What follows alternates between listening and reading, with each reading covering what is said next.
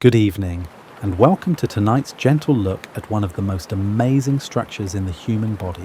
As you get ready for bed with the soft light of a bedside lamp next to you, I invite you to join me on a peaceful journey through the layers of your skin. If you like these talks about the wonderful things about the human body, I'd love for you to subscribe and join our growing group of people who are interested in learning more. And no matter where you are tonight, maybe you're in a cozy bedroom in Seattle, or maybe you're winding down in a flat in London, or maybe you're watching the stars from a quiet porch somewhere in between, know that you're part of a long history of learning. Tonight, we'll look at your integumentary system, which is like the most advanced blanket ever made that wraps around you and protects you. Your skin isn't just a covering, it's a living, breathing organ that tells stories, holds memories, and does a lot of work while you sleep. Right now, millions of tiny processes are happening all over your body's surface. They are working hard to protect, control, and renew. Take a moment to think about how easy it is to put your hand on your cheek. That contact between two skin surfaces makes us feel good for a moment, but we don't often stop to think about it. But in that gentle touch, you are feeling the result of millions of years of evolutionary art. Your skin is the lightest and heaviest organ in your body at the same time.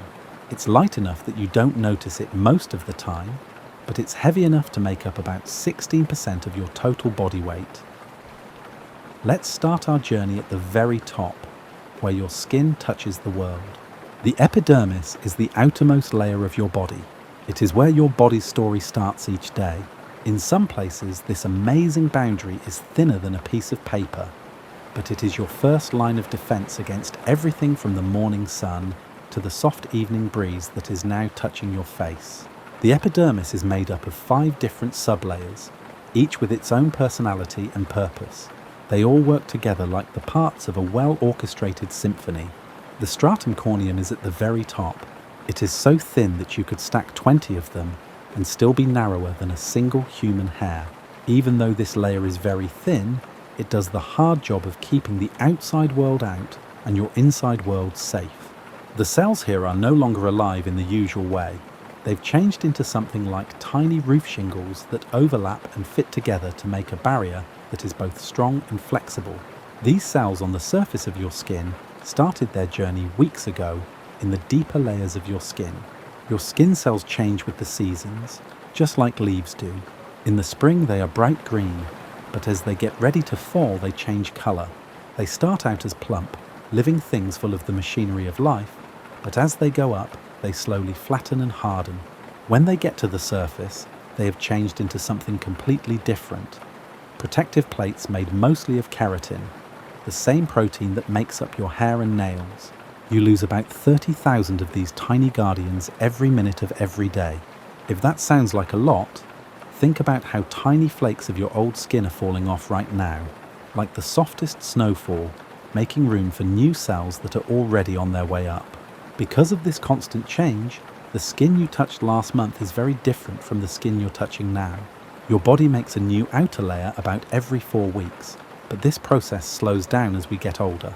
This is one reason why wounds take longer to heal as we get older. The amazing thing about this cellular journey is how exact it is.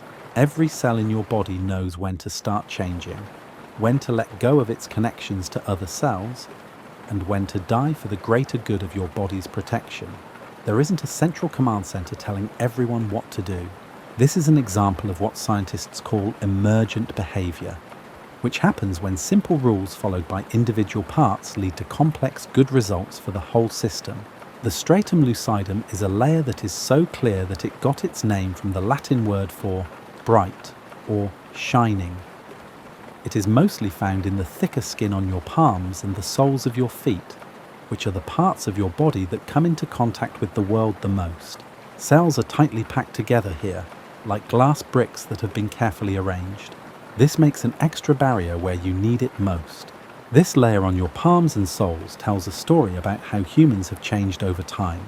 These areas got extra protection because our ancestors had to hold onto branches, use tools, and walk on rough ground. Even now, when most of us spend our days on smooth floors and handling soft things, we still have this evolutionary trait in the extra thickness of our palms and soles. As we go deeper, we reach the stratum granulosum, the granular layer, where cells start to change from living things to protective shields. This is where the magic of skin renewal really starts. Cells in this area begin to make granules full of proteins and lipids. These will eventually turn into the waterproof cement that holds your skin together. This layer is like a busy workshop where cellular artisans make the things that will keep you safe from the outside world. The change that happens in this layer is nothing short of amazing. Living cells give up some of their own life to make things that will protect the whole organism. It's a process that needs to be done at the right time and in the right order. If you do it too soon, the protective materials won't be made correctly. If you do it too late, the cell might die before it finishes its job. The fact that this works right in billions of cells every day shows how reliable biological systems are. The stratum spinosum, or spiny layer, spreads out below like a bed of tiny roses. The cells in this layer are linked to each other by tiny bridges that look like thorns when viewed through a microscope. This is why the layer is called prickly. Desmosomes are connections that keep neighbouring cells linked together, like molecular handshakes. This makes them stronger by making them work together. This layer also holds a lot of the immune cells that protect your skin and are always on the lookout for intruders. Langerhans cells are immune sentries that show how advanced the body's defences are. They have long branching processes that reach out to other skin cells, making a network that can find things that don't belong. They can catch things that don't belong and move to nearby lymph nodes, where they show other immune cells what they found. It's like having a police force that not only patrols the streets, but also brings evidence straight to the courthouse. The basal layer, or stratum basale, is at the base of the epidermis. This is where the amazing process of skin renewal starts. This one row of cells works like a master gardener, constantly dividing to make new cells that will eventually make their way to the surface. Some of these cells will stay here to keep dividing, while others will start moving up slowly, which will take about a month to finish. With each division, the cells in this layer have to make an important choice. Should the new cell stay in the basal layer and keep dividing, or should it start moving up toward the surface? Chemical signals from nearby cells, the presence of nutrients, and even mechanical forces acting on the tissue all play a role in this decision. Each cell has to do a complicated math problem, but somehow they all work together to keep the right balance between renewal and replacement. Melanocytes, which are specialized cells that make melanin, are spread out throughout this basal layer. Melanin is the pigment that gives your skin its color and protects you from harmful UV rays. These cells are like little factories that make pigment when they are exposed to ultraviolet light. They then pass it on to nearby cells like gifts passed along a chain of friends. The beautiful range of human skin tones comes from differences in how much melanin these cells make and how it's spread out across the skin. Melanocytes are amazing because they are so generous. Each melanocyte can give pigment to about 36 skin cells next to it. It does this by sending out protective branches that move its products to where they are most needed. This is why a tan doesn't happen all at once or in random spots. The melanocytes are carefully coordinating how they react to sun exposure across the whole area that is affected. Ultraviolet radiation damages DNA in skin cells, which causes melanin to be made. When your skin cells sense that harmful radiation is damaging your DNA, they send out a chemical distress signal. The melanocytes then respond by making more pigment. It's a feedback system that works better the more you use it. That's why people who spend time in the sun get better at protecting themselves naturally over time. But melanin does more than just keep the sun off of you. Recent studies have shown that these pigment cells are linked to the nervous system and may be involved in a wide range of functions, from hearing to brain function.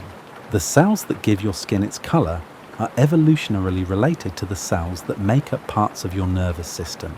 This suggests that there are deep connections between protection, perception, and pigmentation. Before we go deeper, let's take a moment to admire this thin but strong skin. Even though it's only about as thick as a piece of plastic wrap in most places, it acts as your own security force, climate control system, and maintenance crew all in one. It stops you from drying out like a raisin, keeps harmful chemicals from getting into your blood, and even helps your body make vitamin D when you are in the sun. The epidermis is so good at keeping things out and water in that it can do this for your whole life. Think about how your body is made up of about 60% water, but you don't leak like a broken water balloon or swell up like a sponge when you take a bath. This selective permeability is made possible by the careful arrangement of cells and the waxy substances that fill in the gaps between them. Now let's go to the dermis, the middle layer of your skin, where the real architectural wonders start. The dermis is like the strong frame of a house, while the epidermis is like the shingles on a roof. This layer is usually about 4 times thicker than the epidermis. It's where your skin gets its strength, flexibility, and ability to feel things around it. The line between the epidermis and the dermis isn't straight. It's an undulating line that looks like rolling hills when seen through a microscope. The dermal-epidermal junction is a wavy surface that connects the 2 layers. This makes the bond between them stronger. The curves and folds make it stronger, just like how corrugated cardboard is stronger than flat cardboard. Collagen and elastin are the 2 main proteins that make up the dermis. They work together like dance partners. Collagen gives things structure and strength by making tough fibers that weave together like the threads in a tapestry. These collagen fibers are very strong. They are stronger than steel cables when you compare them pound for pound. The way these fibers are arranged isn't random. It follows patterns that show how your skin is stressed mechanically. The fibers line up in areas that stretch a lot to keep that from happening. In places where there is a lot of pressure, they weave together in a more basket-like way to spread out the forces. Elastin is what gives your skin the ability to stretch and bounce back after being pulled or pressed. Think of a trampoline for a second. The strong springs that give the bounce are like the elastin fibers in your body, and the strong fabric mat that holds your weight is like the collagen network. Together, they make a surface that is both supportive and responsive. This mix lets your skin stretch when you smile, bend when you move, and go back to its normal state when you're done moving. The amount of collagen and elastin in your body changes as you get older, and from one part of your body to another. Young skin has a lot of elastin in it, which makes it very bouncy. As we get older, our bodies make less elastin, and the elastin fibers we already have break apart and work less well. This is why skin loses its youthful elasticity over time. But collagen production doesn't stop when you get older. It just slows down. This is why your skin stays strong even as you get older. There are 2 layers in the dermis, the papillary dermis and the reticular dermis. The papillary dermis, which is closest to the epidermis, has fine collagen fibers that are arranged in a loose network. This layer has a lot of the blood vessels and nerve endings that feed the skin above it. The reticular dermis, which is the main part of the dermis, is made up of thicker, more tightly packed collagen bundles that give the skin most of its strength. The dermis has a complicated network of blood vessels that make pathways that are more complicated than any city's road system. These blood vessels, which range from big arteries that look like highways to tiny capillaries that look like side streets, do a lot of different things for your skin every day. They bring oxygen and nutrients to the cells that are working hard, take away waste, and help keep the body at the right temperature. This vascular network structure is a work of biological engineering. Blood vessels come into the dermis from below and split into smaller and smaller vessels as they get closer to the surface. Capillaries, which are the smallest blood vessels, make loops that bring blood as close to the epidermis as possible without actually entering it. These capillary loops are so small that red blood cells have to go through them one at a time, like cars on a narrow mountain road. These blood vessels open up when you get too hot, bringing more blood closer to the surface so heat can escape. That's why you might look flushed after working out or on a hot day. This vasodilation can make blood flow to the skin up to 30 times faster, turning your skin into a very good heat radiator. They get smaller when you're cold to keep warm blood deeper in your body and keep your core temperature stable. This is why your fingers and toes might look pale in the winter. This vascular dance happens on its own, without you having to think about it. It's like having a heating and cooling system that changes on its own throughout the day. It is very advanced how this vascular response is controlled. Nerve endings in the skin that are sensitive to temperature keep an eye on things and send signals to the brain, which then changes the size of blood vessels as needed. But there is also local control, which means that skin blood vessels can react to changes in temperature without waiting for the brain to tell them to. This dual control system makes sure that the body can quickly respond to temperature changes while still keeping everything in sync with its thermal needs. Your skin's communication system is a complex network of nerve fibers that runs through this vascular network and keeps you connected to your surroundings. There are different types of these nerves, and each one is good at sensing a different type of feeling. Some can feel light touches, like the feel of silk on your skin. Some react to pain, pressure, or temperature. There are even nerves that can feel vibrations, which is why you can feel your phone buzzing in your pocket. Your skin has different types of sensory receptors, which are like different types of musical instruments in an orchestra. Each one adds its own sound to the symphony of feeling. Merkel's discs, which are close to the surface, can feel light touch and texture. They're especially common in places like your fingertips and lips, where it's important to be able to tell the difference between things. Meissner's corpuscles are in the dermal papillae and respond to light and moving touch. They let you feel a soft touch or the brush of a feather.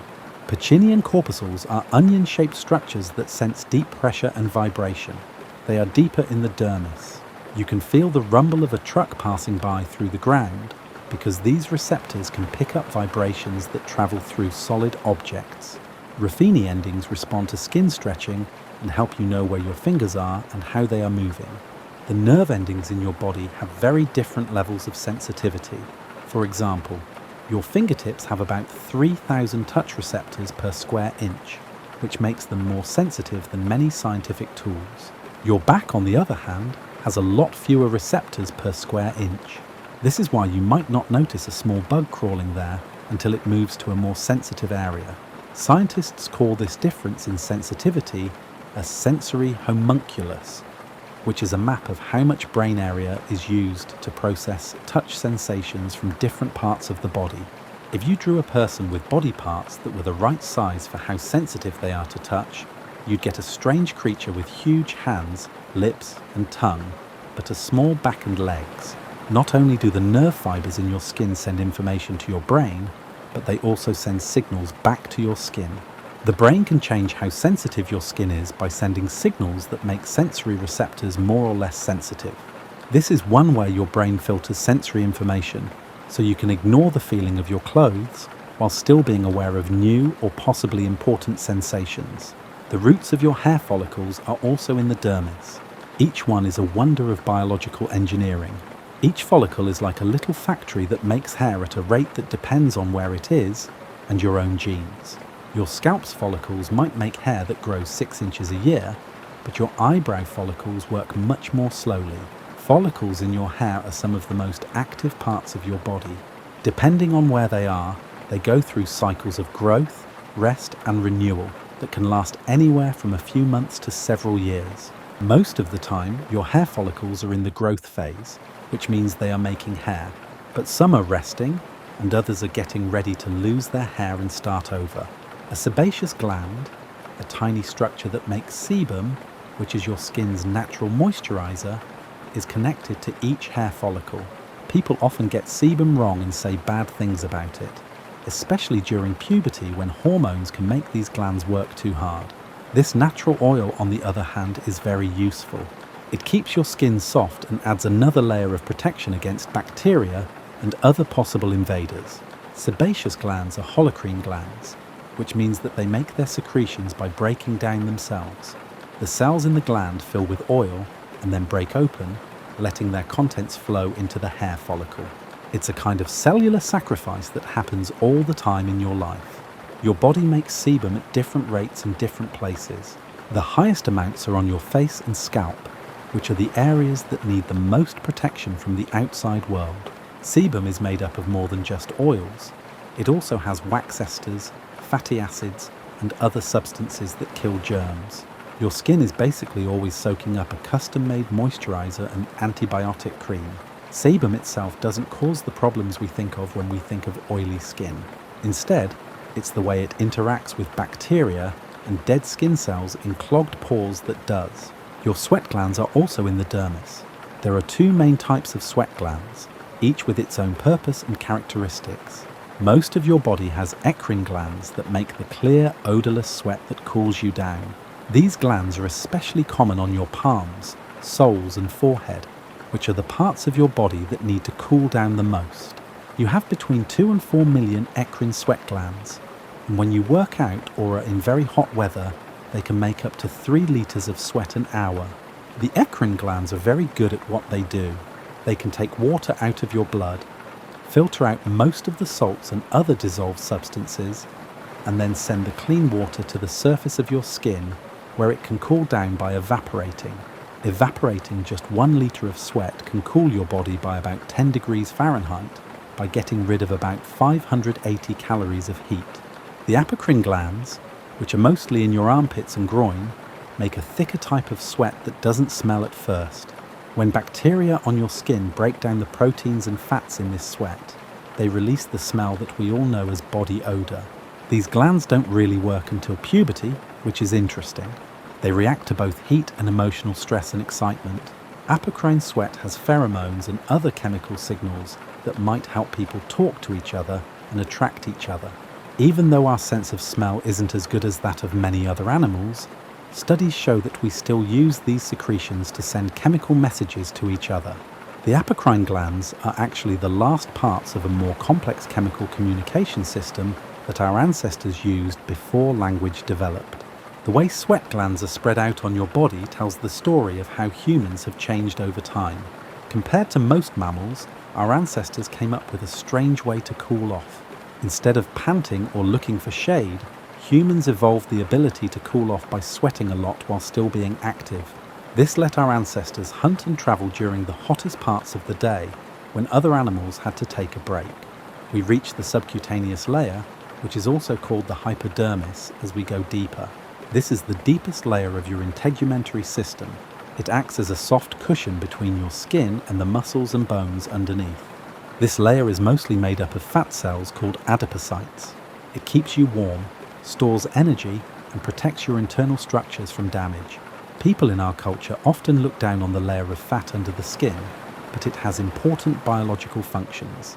These fat cells don't just sit around and store fat, they also help with metabolism, hormone production, and immune function. Adipocytes can grow or shrink a lot depending on how much energy your body needs. They also release hormones that affect your metabolism, appetite, and even your immune system. The thickness of this layer is very different from person to person, and from one part of your body to another. It is thicker in places like your hips and thighs, where it stores energy, and thinner in places like your eyelids and shins. This layer of fat is also very important for keeping your body at the right temperature. It works like the insulation in your home's walls to keep your core temperature steady. Genetics, hormones, age, and lifestyle all play a role in how fat is stored in the subcutaneous layer. Women generally possess a greater amount of subcutaneous fat compared to men, especially in the hip and thigh regions, whereas men are more prone to fat accumulation in the abdominal area. These differences are the result of evolutionary changes that have to do with reproduction and survival. The subcutaneous layer also holds your skin to the structures below it, with a network of connective tissue fibers called septi. These fibers keep your skin from sliding around too much while still letting it move smoothly over your muscles. These connecting fibers are partly what makes your skin snap back into place when you pinch it and let go. The structure of this connective tissue network is different in men and women, which is one reason why cellulite is more common in women. In women's subcutaneous tissue, the septi tend to run up and down, making chambers that let fat cells push up against the skin surface. In men, these connective tissue fibers usually run diagonally, which makes the network stronger and less likely to show dimpling. There is a remarkable process of renewal and repair going on all the time through all of these layers. Your skin is always sensing, reacting to, and changing to changes inside and outside of your body. For instance, when you get a small cut, your skin starts to heal in a way that would impress any emergency response team. The body starts to heal right away after an injury. First, the blood vessels in the area get smaller to stop the bleeding, and platelets rush to the area to make a protective clot. This quick response is followed by a complicated chain of cellular and molecular events that can last for weeks or even months, depending on how bad the injury is. Neutrophils, which are specialized cells, come within hours to clean up any bacteria that may have gotten in through the breach.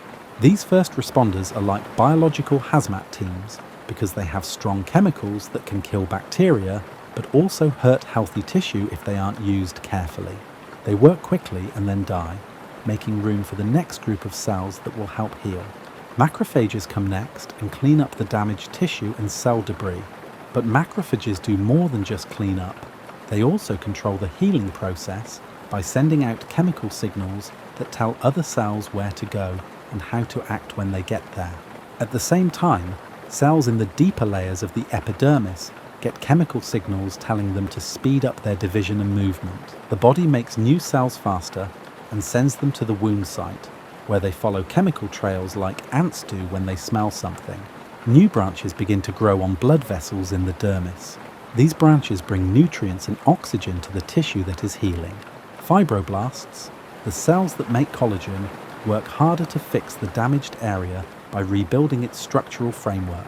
These cells that build things can change from quiet maintenance cells to very active builders in just a few hours when they get the right signals. They make collagen and other proteins and things that are needed for tissue repair. You don't have to think about this whole process. It happens on its own. While you sleep, millions of cells are hard at work rebuilding, renewing, and keeping the protective layer around you in good shape. It shows how amazing biological systems are, that such complicated coordination can happen without you even noticing it. Your skin is also a complex chemical factory that makes things that are important for your health. When your skin cells are exposed to ultraviolet B radiation from the sun, they make vitamin D, which is important for many bodily processes, including bone health and immune function. This is why moderate sun exposure is good for you, but you have to be careful not to get too much UV damage. 7-dehydrocholesterol, which is found naturally in skin cells, is the first step in the process that makes vitamin D in your skin. When this chemical absorbs UVB radiation, it changes into previtamin D3, which then changes into vitamin D3 on its own.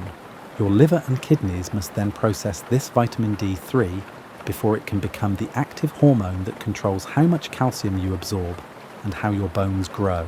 There are many things that affect how well your skin makes vitamin D, such as your skin color, age, the time of day, the season, your latitude, and even the level of air pollution. Because melanin absorbs some of the UV radiation needed to make vitamin D, people with darker skin need to be in the sun longer than people with lighter skin to get the same amount of vitamin D. The skin does a lot more than just protect the body from germs. Langerhans cells are specialized immune cells that patrol the epidermis. They act as sentries that can spot foreign substances and start the right immune responses. These cells can grab antigens, which are proteins from outside your body that shouldn't be there, and show them to other immune cells. This tells them what to look for and how to fight it. Your skin also makes antimicrobial peptides, which are natural antibiotics that help keep bad bacteria from getting infections. These molecular guardians work especially hard in places where bacteria are likely to build up, like hair follicles and sweat ducts. It's amazing to think that your skin is always fighting tiny battles for you, and most of the time it wins so decisively that you don't even know they happened. Your skin has a lot of antimicrobial compounds, such as defensins, cathelicidins, and dermcidin. These chemicals can break down bacterial cell walls, mess up bacterial metabolism, or stop bacteria from reproducing. Some are made all the time to stop infections, while others are made only when the skin shows signs of infection. Your skin's ability to control your body temperature is a work of biological engineering that works with the kind of accuracy that any thermostat maker would envy. For your body to work at its best, it needs to keep its core temperature within a very small range of just a few degrees Fahrenheit. Your skin helps make this happen in a number of ways that work together. When you get too hot, blood vessels close to the surface open up to let more heat escape through radiation. Your eccrine sweat glands work harder, making the moisture that will cool you down by evaporating.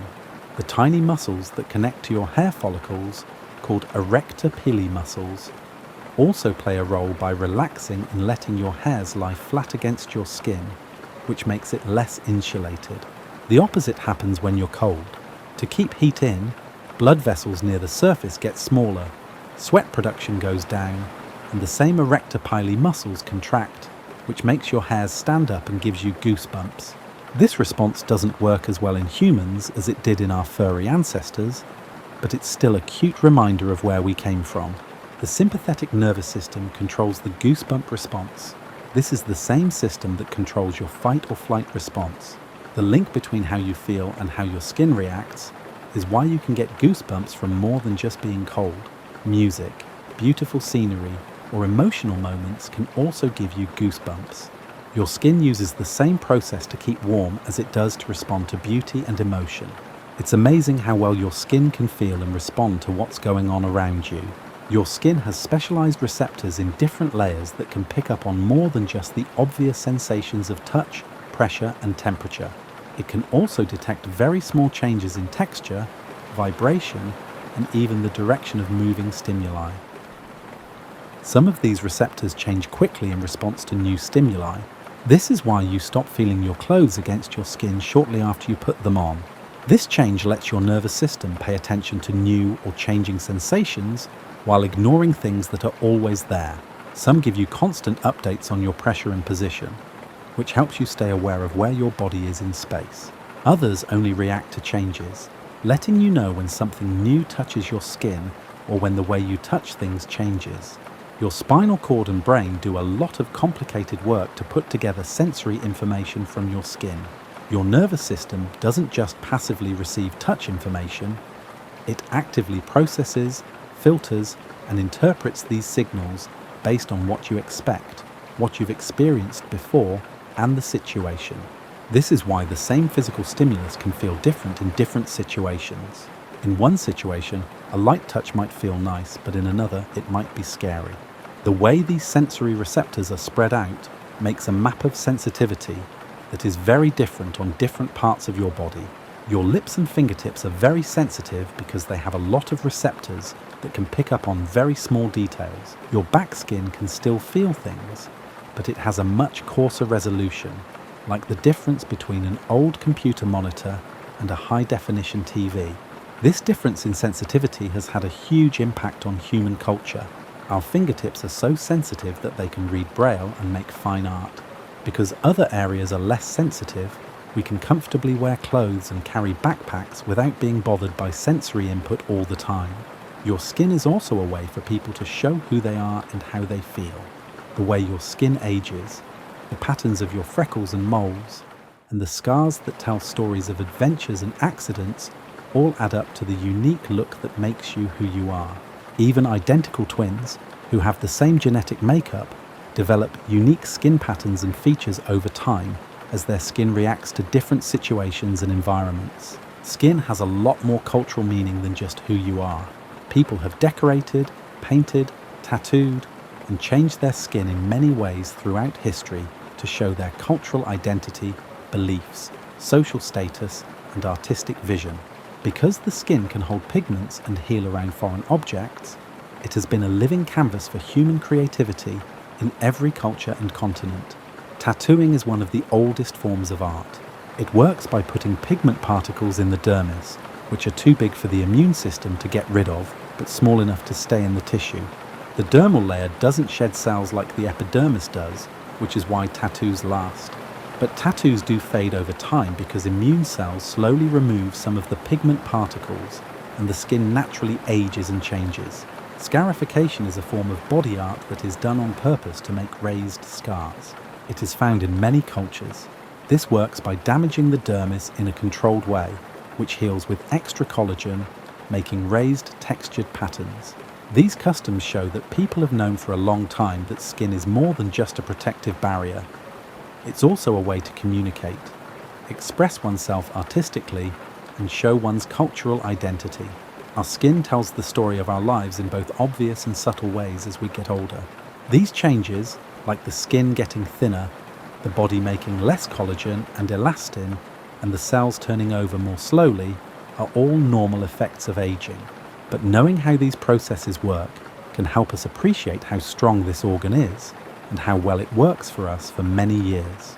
The lines that form around our mouths and eyes often follow the shapes of the expressions we make most often. Concentration furrows, worry lines, and laugh lines are like maps of our emotional landscapes. They are made by the repeated contractions of the muscles underneath. These marks aren't flaws to hide. They can be seen as badges of a life well lived, proof of happiness shared and problems faced. Skin ages by changing at every level, from the molecular level to the level that can be seen. Over time, DNA damage builds up, making it harder for cells to work at their best. Collagen and elastin production slows down, and the fibers that are already there become cross-linked and less flexible. The rate at which the epidermis renews itself goes down, which causes dead skin cells to build up on the surface and make the skin look dull. Photoaging is the process by which sun exposure speeds up many parts of skin aging. Ultraviolet radiation directly damages DNA and creates free radicals that mess with how cells work. Skin that has been exposed to the sun a lot over the years shows more obvious signs of aging than skin that has been protected. Even as skin gets older, it still does its important jobs. The barrier stays the same, the sensation stays the same, and the temperature control changes to meet the needs of the body. The skin of a 90-year-old may look and feel different from that of a 20-year-old, but it still does the same basic things that have kept people safe and comfortable for thousands of years. One amazing thing about skin is how it changes to fit different places and ways of life. A pianist's hands get calluses in different patterns than a rock climber's hands. Skin that gets a lot of sun gets darker and thicker. When areas are rubbed together a lot, they get thicker to protect them. This adaptability shows how responsive the skin is. It's not a static covering, it's a dynamic organ that changes based on what is asked of it. Professional musicians often have certain patterns of skin thickening on their fingertips that show what instrument they play and how they play it. These changes happen slowly, and they can get so specific that a skilled observer might be able to tell what instrument someone plays just by looking at their hands. In the same way, people who work with their hands in certain ways get calluses, scars, and skin texture that are unique to their job. These changes show how amazing the skin is at getting stronger when it is under stress over and over again, while still being able to feel and move in areas where fine touch discrimination is important. New things about how skin works are being found all the time by modern research. Researchers have found that skin cells have their own circadian rhythms, which means that they are more active in repairing and renewing themselves at certain times of the day and night. This discovery has effects on when medications might work best when they are absorbed through the skin and when it is most important to protect against UV damage. Your body's master circadian rhythm is in sync with the clock in your skin, but it can also respond to changes in the environment around you. This means that the peak activity times for different parts of your skin may be a little different from each other, depending on how much light, heat, and other environmental factors they get. This circadian control has an effect on everything from how fast cells divide to how many protective compounds are made. Learning about these rhythms is helping dermatologists come up with new ways to treat skin problems. For example, they might time treatments to coincide with times when the skin is most receptive or healing. We also know that the skin has its own community of microorganisms, called the skin microbiome, that are important for keeping the body healthy. These tiny residents help keep harmful germs away, keep the pH levels where they should be, and may even affect how the immune system works. The community of helpful bacteria and other microbes in your body is as unique as your fingerprint and changes as you get older, get sick, move, and change your lifestyle. There are a lot of different types of bacteria on your skin, and they all live in different places on your body. The oily parts of your face may have different bacteria than the dry skin on your arms. The warm, moist environment of your armpits is another place where bacteria live. These communities are in a delicate balance, with helpful organisms keeping harmful ones in check. When this balance of microbes is thrown off by things like harsh soaps, antibiotics, or other things, skin problems can happen. Changes in the skin microbiome are linked to a lot of common skin problems, like acne and eczema. This new knowledge is leading to treatments that work with the microbes that live on your skin instead of against them. Your skin and the microbes that live on it are a great example of mutualism in nature. You give these organisms a place to live and food, and in return, they protect you and help keep your skin healthy. We are just starting to understand how complicated and important this partnership is. It has been going on for millions of years. Research is still uncovering more about the skin's role in social communication, which is another interesting thing about it. In addition to the clear visual cues of facial expressions and body language, skin also plays a role in chemical communication through pheromones and other molecular signals. This part of how people talk to each other is much more subtle than in many other animals. However, studies suggest that we may unconsciously share information through chemicals made by our skin that affect attraction, mood, and even the timing of biological rhythms. The ability of people to sense chemical signals through skin contact is most clearly shown by the fact that women who live together often have synchronized menstrual cycles. We don't fully understand how it works, but it seems to involve chemical communication through skin contact or being close to each other. This is a remnant of the more complex chemical communication systems utilized by our evolutionary predecessors. Studies have shown that people can pick up on chemical signals from other people that show fear, aggression, and other emotional states, often without even realizing it. We don't smell these signals with our conscious sense of smell. Instead, we detect them with a more basic chemical sensing system that works below the level of awareness. These subtle chemical messages are sent and received by your skin all day long. Touch, which goes through the skin's sensory network, is very important for emotional health and bonding with other people. Skin-to-skin contact between parents and babies is very important for their growth and development. It helps control the baby's temperature, heart rate, and stress hormones. This need for touch lasts throughout life.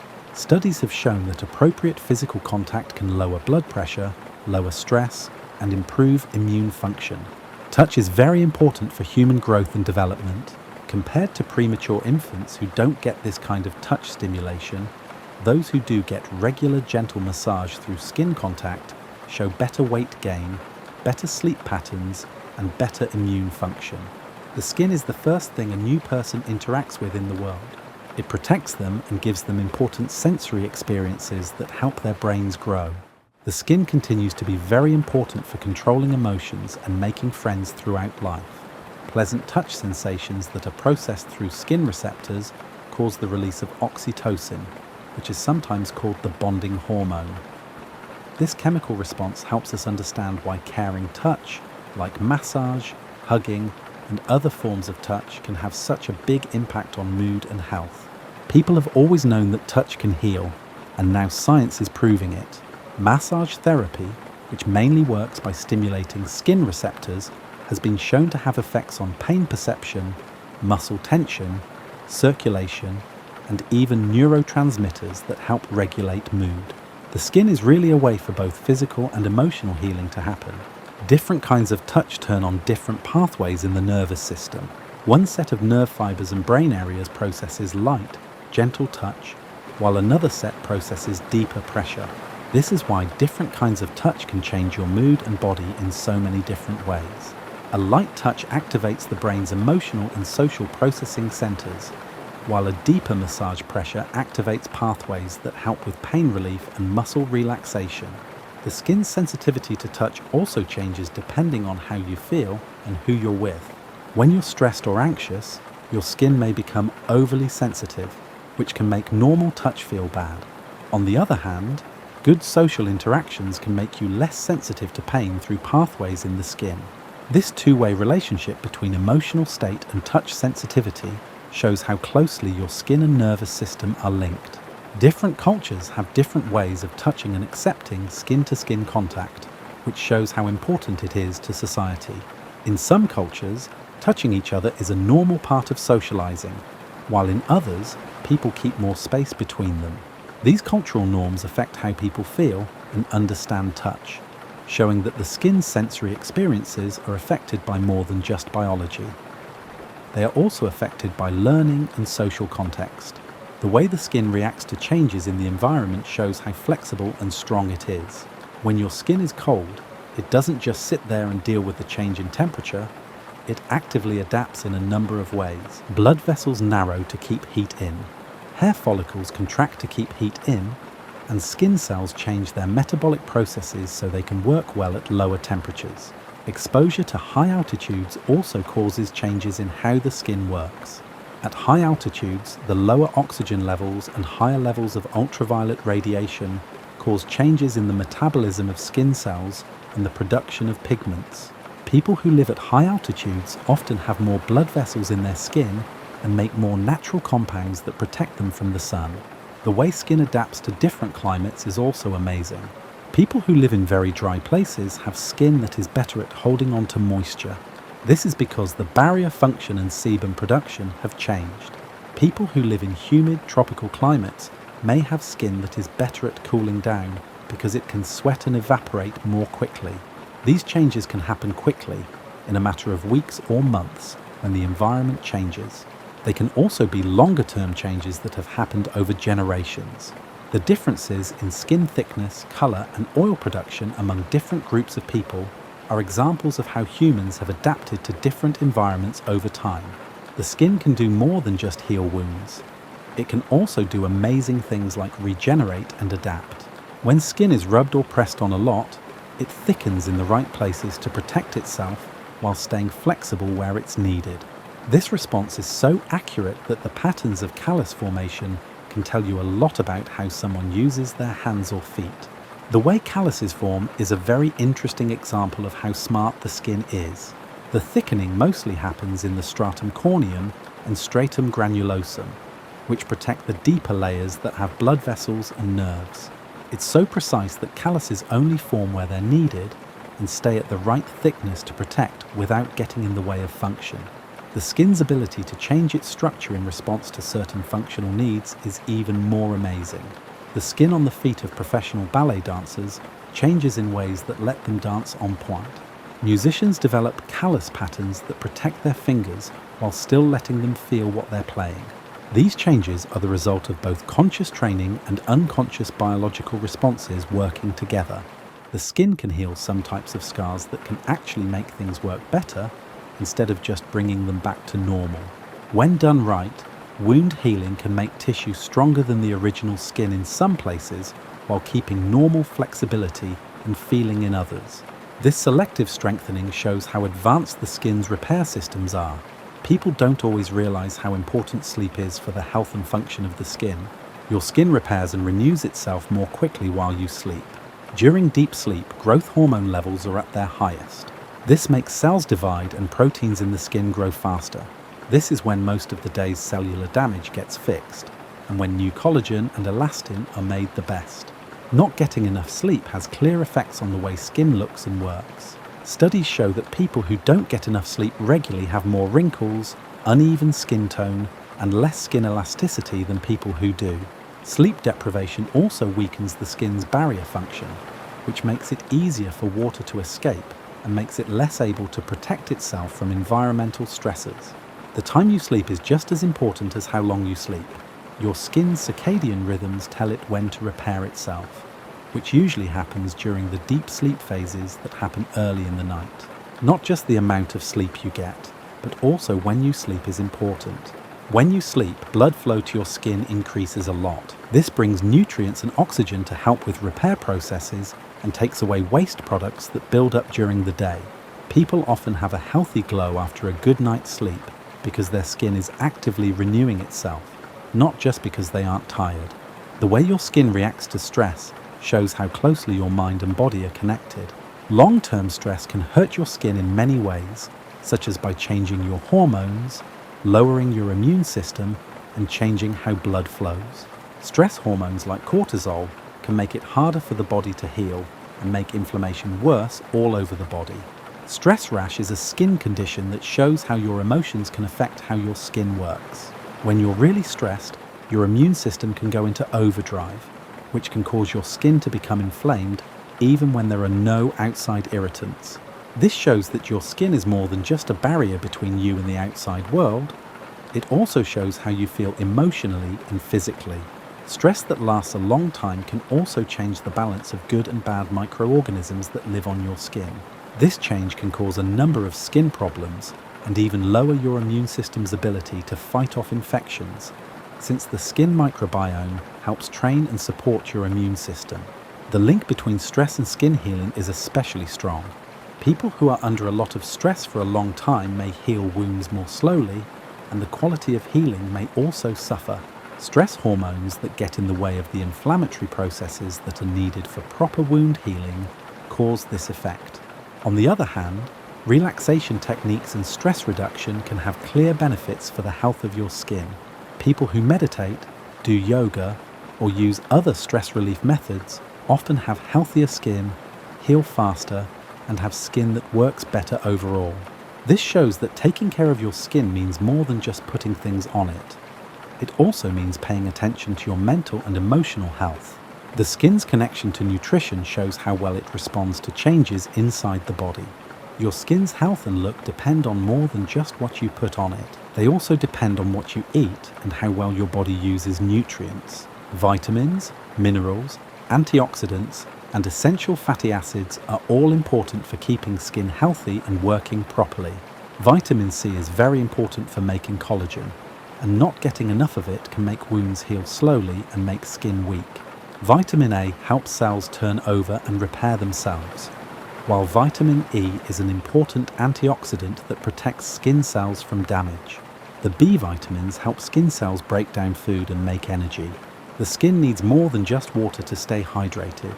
The foods you eat not only keep you hydrated, but they also contain chemicals that help your skin keep its moisture barrier. For example, foods high in omega-3 fatty acids give the lipids that seal the spaces between skin cells the building blocks they need. This helps keep water in and the barrier working. Changes in diet don't show up on the skin right away. It usually takes weeks or months for changes in diet to show up in the skin's appearance and function. This delay happens because nutrients have to support the needs of vital organs before they can help the skin, and because skin cells take time to move from the deeper layers where they are made to the surface where they can be seen. Dehydration has small but important effects on how the skin works. Even mild dehydration can make the skin less elastic and slow down the healing of small cuts and scrapes. When the body doesn't have enough water, it can't sweat as well, which makes it harder for the skin to control its temperature. But the skin is very good at keeping water when it needs to. And it does this by lowering the amount of water that gets lost through the barrier function when there isn't enough water inside. The skin's ability to take in things from the outside world is both a way to protect itself and a possible weakness. The skin barrier's selective permeability lets good things like some vitamins and medicines through while keeping bad things like chemicals out. But this system isn't perfect, and some harmful substances can get through the skin's defenses. Researchers have learned how substances get through the skin, which has led to the creation of transdermal drug delivery systems. These are medications that are absorbed through the skin instead of being taken by mouth. This way of giving medicine can keep drug levels steady and avoid some of the side effects that come with taking medicine by mouth. Nicotine patches for quitting smoking and hormone replacement patches are two common examples. There are many things that affect how well topical products are absorbed by the skin. These include the size and chemical makeup of the molecules, the state of the skin barrier, the presence of agents that make absorption easier or harder, and the length of time the product is in contact with the skin. The face and genitals are examples of areas of skin with thinner barrier layers that let more things through than areas with thicker skin, like the palms and soles. To make cosmetic and therapeutic skin products, you need to know a lot about how these absorption principles work. Not only do products need to have active ingredients, but they also need to have delivery systems that can get these ingredients to the right layers of the skin where they can work their magic. The way skin reacts to clothes and other things that touch it often shows how flexible and tolerant it is. Your skin has to keep protecting you while it gets used to the different textures, temperatures, and chemical properties of fabrics.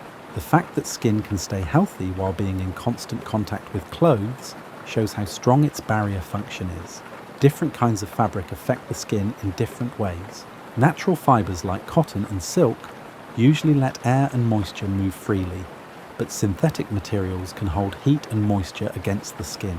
The skin changes how much sweat it makes, how much sebum it secretes, and even how many bacteria it has to deal with these different conditions. The difference between how soft fabric feels on skin and how sensitive skin is shows how complicated skin sensation is. The way something feels on your skin depends not only on its physical properties, but also on things like moisture, temperature, and even how you feel at the time. Depending on these factors, the same fabric might feel different. This shows that your nervous system actively builds your skin's sensory experience instead of just recording it. Allergic reactions to clothing materials show that the skin is part of the immune system. Your skin can learn to recognize and react to things that could hurt it, like fabrics, dyes, or fabric treatments. This is called contact dermatitis. This immune memory function helps your skin respond more quickly to repeated exposures, which gives you faster protection, but can also make you more sensitive. The way your skin changes with the seasons shows how it interacts with the world around it. In the winter, cold air and low humidity can make it harder for the skin to keep moisture in, and indoor heating can make it even drier. Your skin reacts by changing how much sebum it makes, how blood flows, and how well it protects itself from moisture loss. Summer brings new problems, like more sun exposure, higher temperatures, and often more humidity. The skin adjusts to the warm, moist conditions that can encourage bacterial growth by making more melanin to protect itself from the sun, making sweat glands work harder to cool it down, and changing the types of bacteria that live on it. These changes that happen with the seasons happen slowly and automatically, usually without us even realizing it, but knowing about these natural cycles can help you understand why skincare routines that work well in one season might not work as well in another. Your skin really does change throughout the year, which shows how responsive it is. The times when the seasons change can be hard on skin because it has to adjust to new weather conditions. This is why people often have temporary skin problems when the seasons change. Their skin is getting used to the new conditions. When you move to a new place, your skin has to adapt to the new climate, the different minerals in the water, the different levels of pollution, and the different patterns of UV exposure. It can take a few months for these changes to happen, which is why people sometimes notice temporary changes in their skin when they move to a very different place. The skin's connection to light goes beyond just protecting it from the sun and making vitamin D. Different wavelengths of light can change how skin cells work and how they look. For example, blue light from electronic devices can change the skin's circadian rhythms and may cause some types of skin damage. Red light therapy uses certain wavelengths to get cells to repair themselves and make more collagen. The way the skin reacts to artificial lighting shows how sensitive it is to all types of light. People who spend a lot of time under artificial light may notice changes in their skin's natural rhythms and the amount of vitamin D their bodies make. This has made people more interested in lighting systems that look more like how sunlight comes in naturally. We feel infrared radiation as heat, but it also affects how our skin works in important ways. Moderate exposure to infrared light can help circulation and healing, but too much exposure can speed up skin aging and damage. The skin's heat sensors give feedback that usually stops harmful overexposure, but this system can be broken by certain medical conditions or by people who are aware of it. The skin's ability to reflect and absorb different wavelengths of light is one of the things that gives it the healthy look we all know and love. The way light interacts with the skin's surface texture, color, and blood flow gives the skin tone and condition a complicated look. Knowing these optical properties can be useful in many fields, from cosmetics to medical diagnostics. As we near the end of our gentle journey through the layers of the skin, it's worth thinking about how amazing this organ is that we often take for granted. Your skin is doing thousands of things at once all the time, without you even having to think about it. It's keeping an eye on your surroundings, controlling your temperature, fighting off possible threats, healing small wounds, making important vitamins, and keeping you safe in its protective embrace. One of biology's greatest achievements is putting all of these functions together into a single, well-coordinated system. Your skin is tough and soft at the same time. It is also sensitive and protective, and it lets things in and keeps things out. It keeps the basic functions that keep you healthy and comfortable while changing all the time to fit new situations. When you feel the warmth of the sun on your face, the coolness of water on your hands, or the touch of a loved one, remember that these things are the result of millions of years of evolution. Your skin is more than just a barrier between you and the outside world. It's the part of your body that lets you feel the world in all its different textures, temperatures, and sensations. The skin plays a role in human experience that goes beyond the physical to include emotional, social, and even spiritual aspects. We all know that the phrases thick-skinned and thin-skinned mean that our skin somehow shows how emotionally strong or weak we are. Your skin is more than just a covering, it's a part of who you are. Skin's amazing ability to heal itself gives us hope and strength when we get hurt or sick. The skin is different from most organs in that it can often heal completely from serious damage, bringing back both its function and its look. This ability to heal isn't limitless, but it's much bigger than most people think, and it lasts for the rest of their lives, even into old age. Scars, calluses, and other changes to the skin show that it remembers things that have happened to you in the past. This is like writing your own history on your body.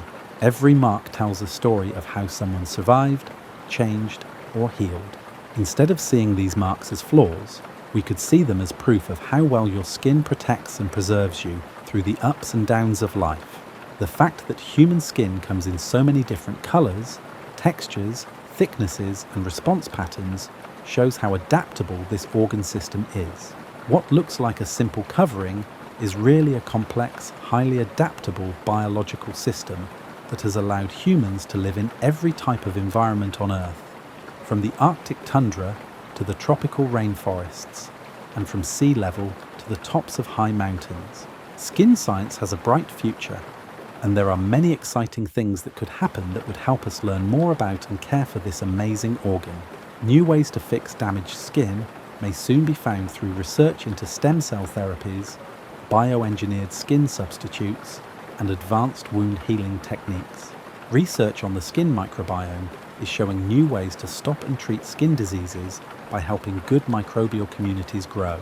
As we learn more about how skin ages, we can find better ways to keep it healthy for the rest of our lives. Researchers are not just looking for ways to hide or reverse the signs of aging.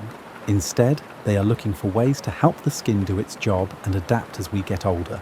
Your skin will keep working quietly to repair and renew itself while you sleep tonight. In the deepest layers, cells will divide and start their month-long journey to the surface. To help keep your ideal sleeping temperature, blood vessels will change their size. Sensory receptors will stay alert to important changes while ignoring normal sensations that could keep you from sleeping. Millions of cells will work in the dark to fix any damage from the day, make barriers stronger that may have been weakened, and get ready for the challenges of tomorrow. This amazing organ started to grow when you were still in your mother's womb. It will keep doing its job faithfully, changing and adapting to whatever life throws at you. Circadian rhythms in the skin will sync up your body's repair processes with the natural cycle of day and night. During your deepest sleep, your body will release the most growth hormone, which is what your skin needs to renew itself. Your core body temperature will drop a little, which will let energy that was being used to keep your body temperature stable be used for cell repair and maintenance instead. Your skin is probably the most amazing thing about you. It connects you to everyone who has ever lived. Even though we all look different, come from different places, and have had different experiences, we all have this one thing in common: our anatomy. We are all human because we have the same basic structure, the same important functions, and the same processes of renewal and protection that are always going on. When someone else's skin touches yours, it creates a connection that goes beyond words.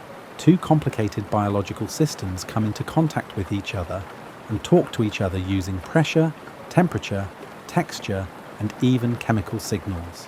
It's a way of talking that is older than language and more basic than thought. Your skin has been with you since the beginning of your development. It has grown and changed with you, adapting to your lifestyle, environment, and experiences. It will stay by your side for the rest of your life, asking for little in return except for reasonable care and protection. As you fall asleep, know that you are safely wrapped in one of biology's most advanced creations. This is the gentle rhythm of your breathing and the steady beating of your heart. Your skin, this gentle guardian that has protected you every moment since birth, will continue to watch over you all night, making sure you wake up feeling refreshed and ready to touch the world again with the amazing sensitivity and strength of your integumentary embrace. The line between your inner self and the outside world isn't a wall. It's a bridge that connects rather than separates. Your skin is always talking to the world around you. It gets information, reacts to changes, and adds its own small effects to the world around you.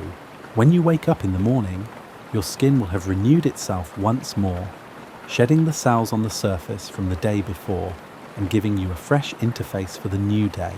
You will have new sensory experiences and face new challenges, and your amazing skin will be there to guide, protect, and connect you through it all. Good night, fellow travelers, on this amazing journey of being human. May your rest be peaceful, your skin's renewal quick, and your tomorrow full of beautiful feelings waiting to be discovered through the soft layers of your most loyal protector. Sleep well, knowing that the amazing organ that surrounds and defines you is still quietly working to keep you safe, protect you, and get you ready for whatever amazing things tomorrow may bring.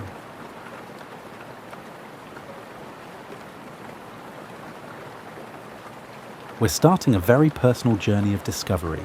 Sleep pharmacology isn't just about drugs and pills. It's also about figuring out how chemistry and consciousness, molecules and dreams work together. We'll learn how a small pill can talk to your brain, how your liver becomes a master chemist at night, and how your body changes things that aren't yours into ways to get some sleep. Picture, if you will, that your body is an old city at dusk. The streets are like your blood vessels, moving people and messages to every corner. The buildings are like your organs, each with its own job and rhythm.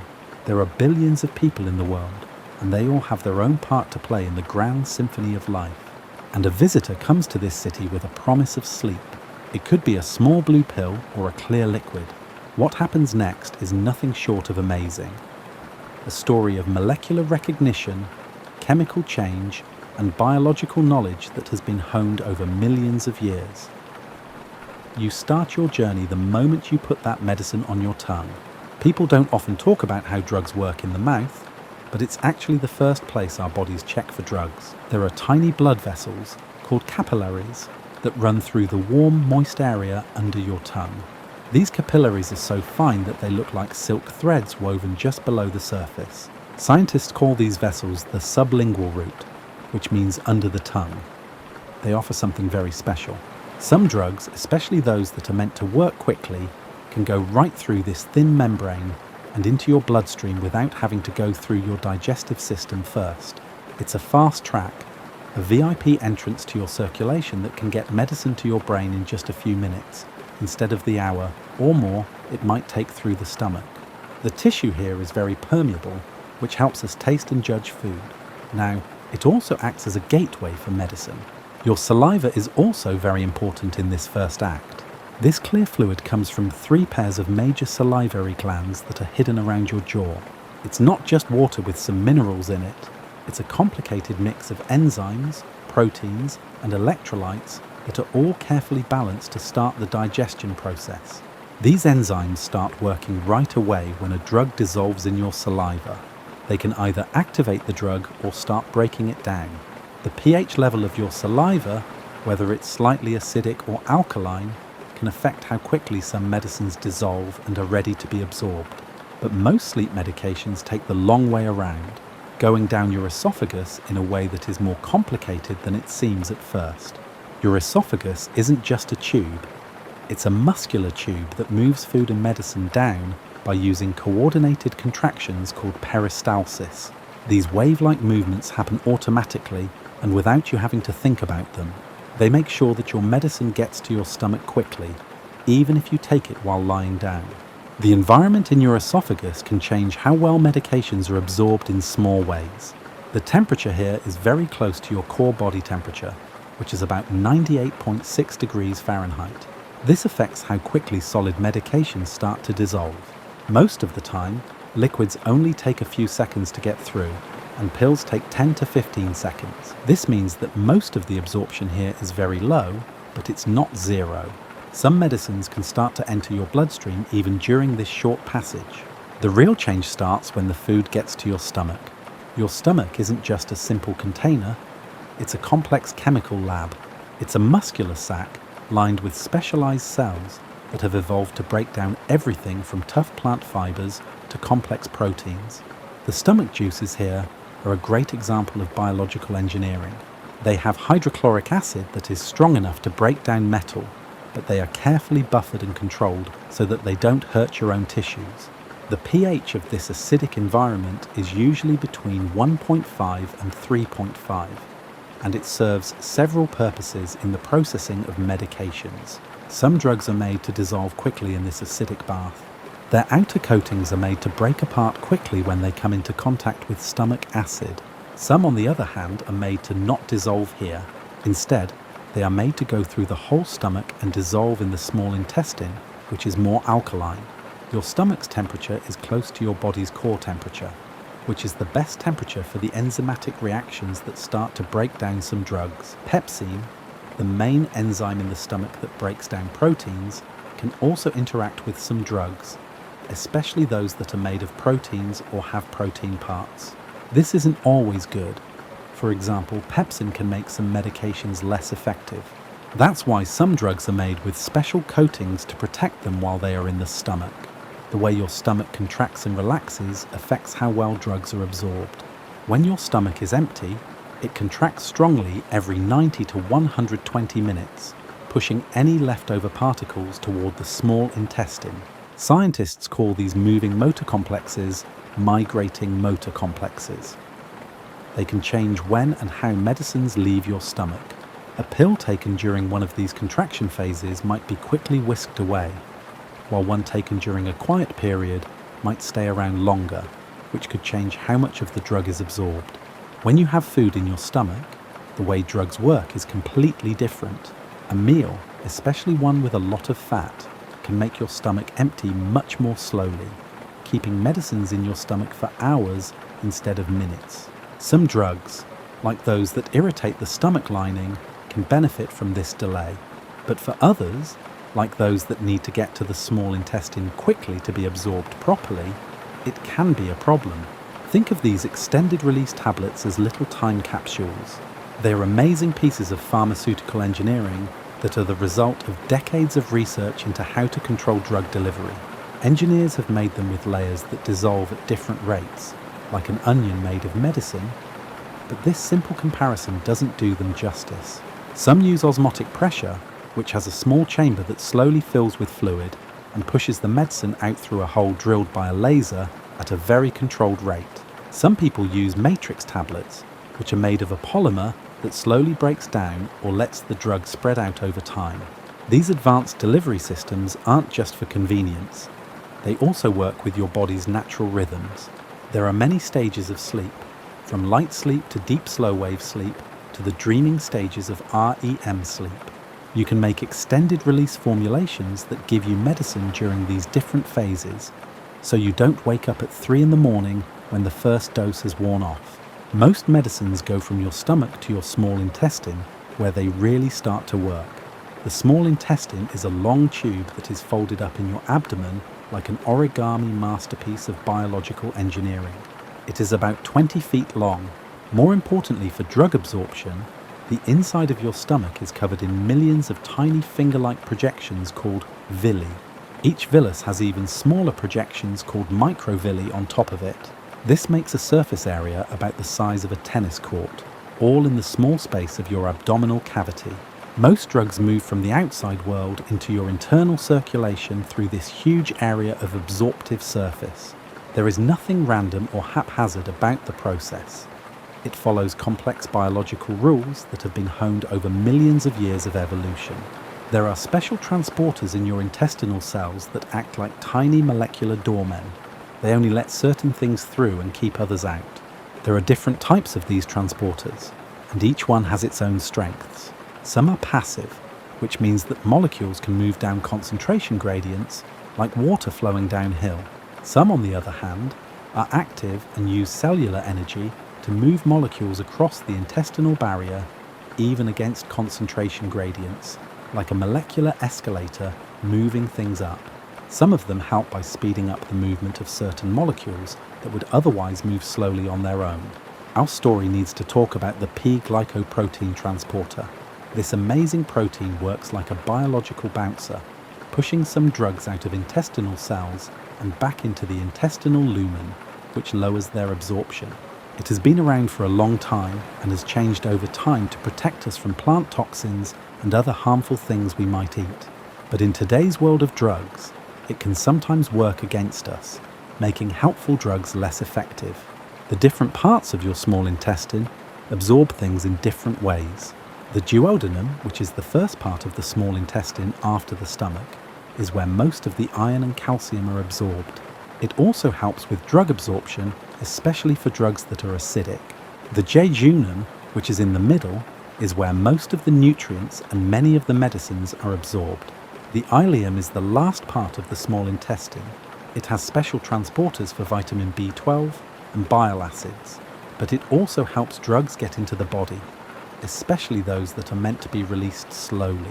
Blood flow to your intestines changes throughout the day in ways that can affect how well drugs work.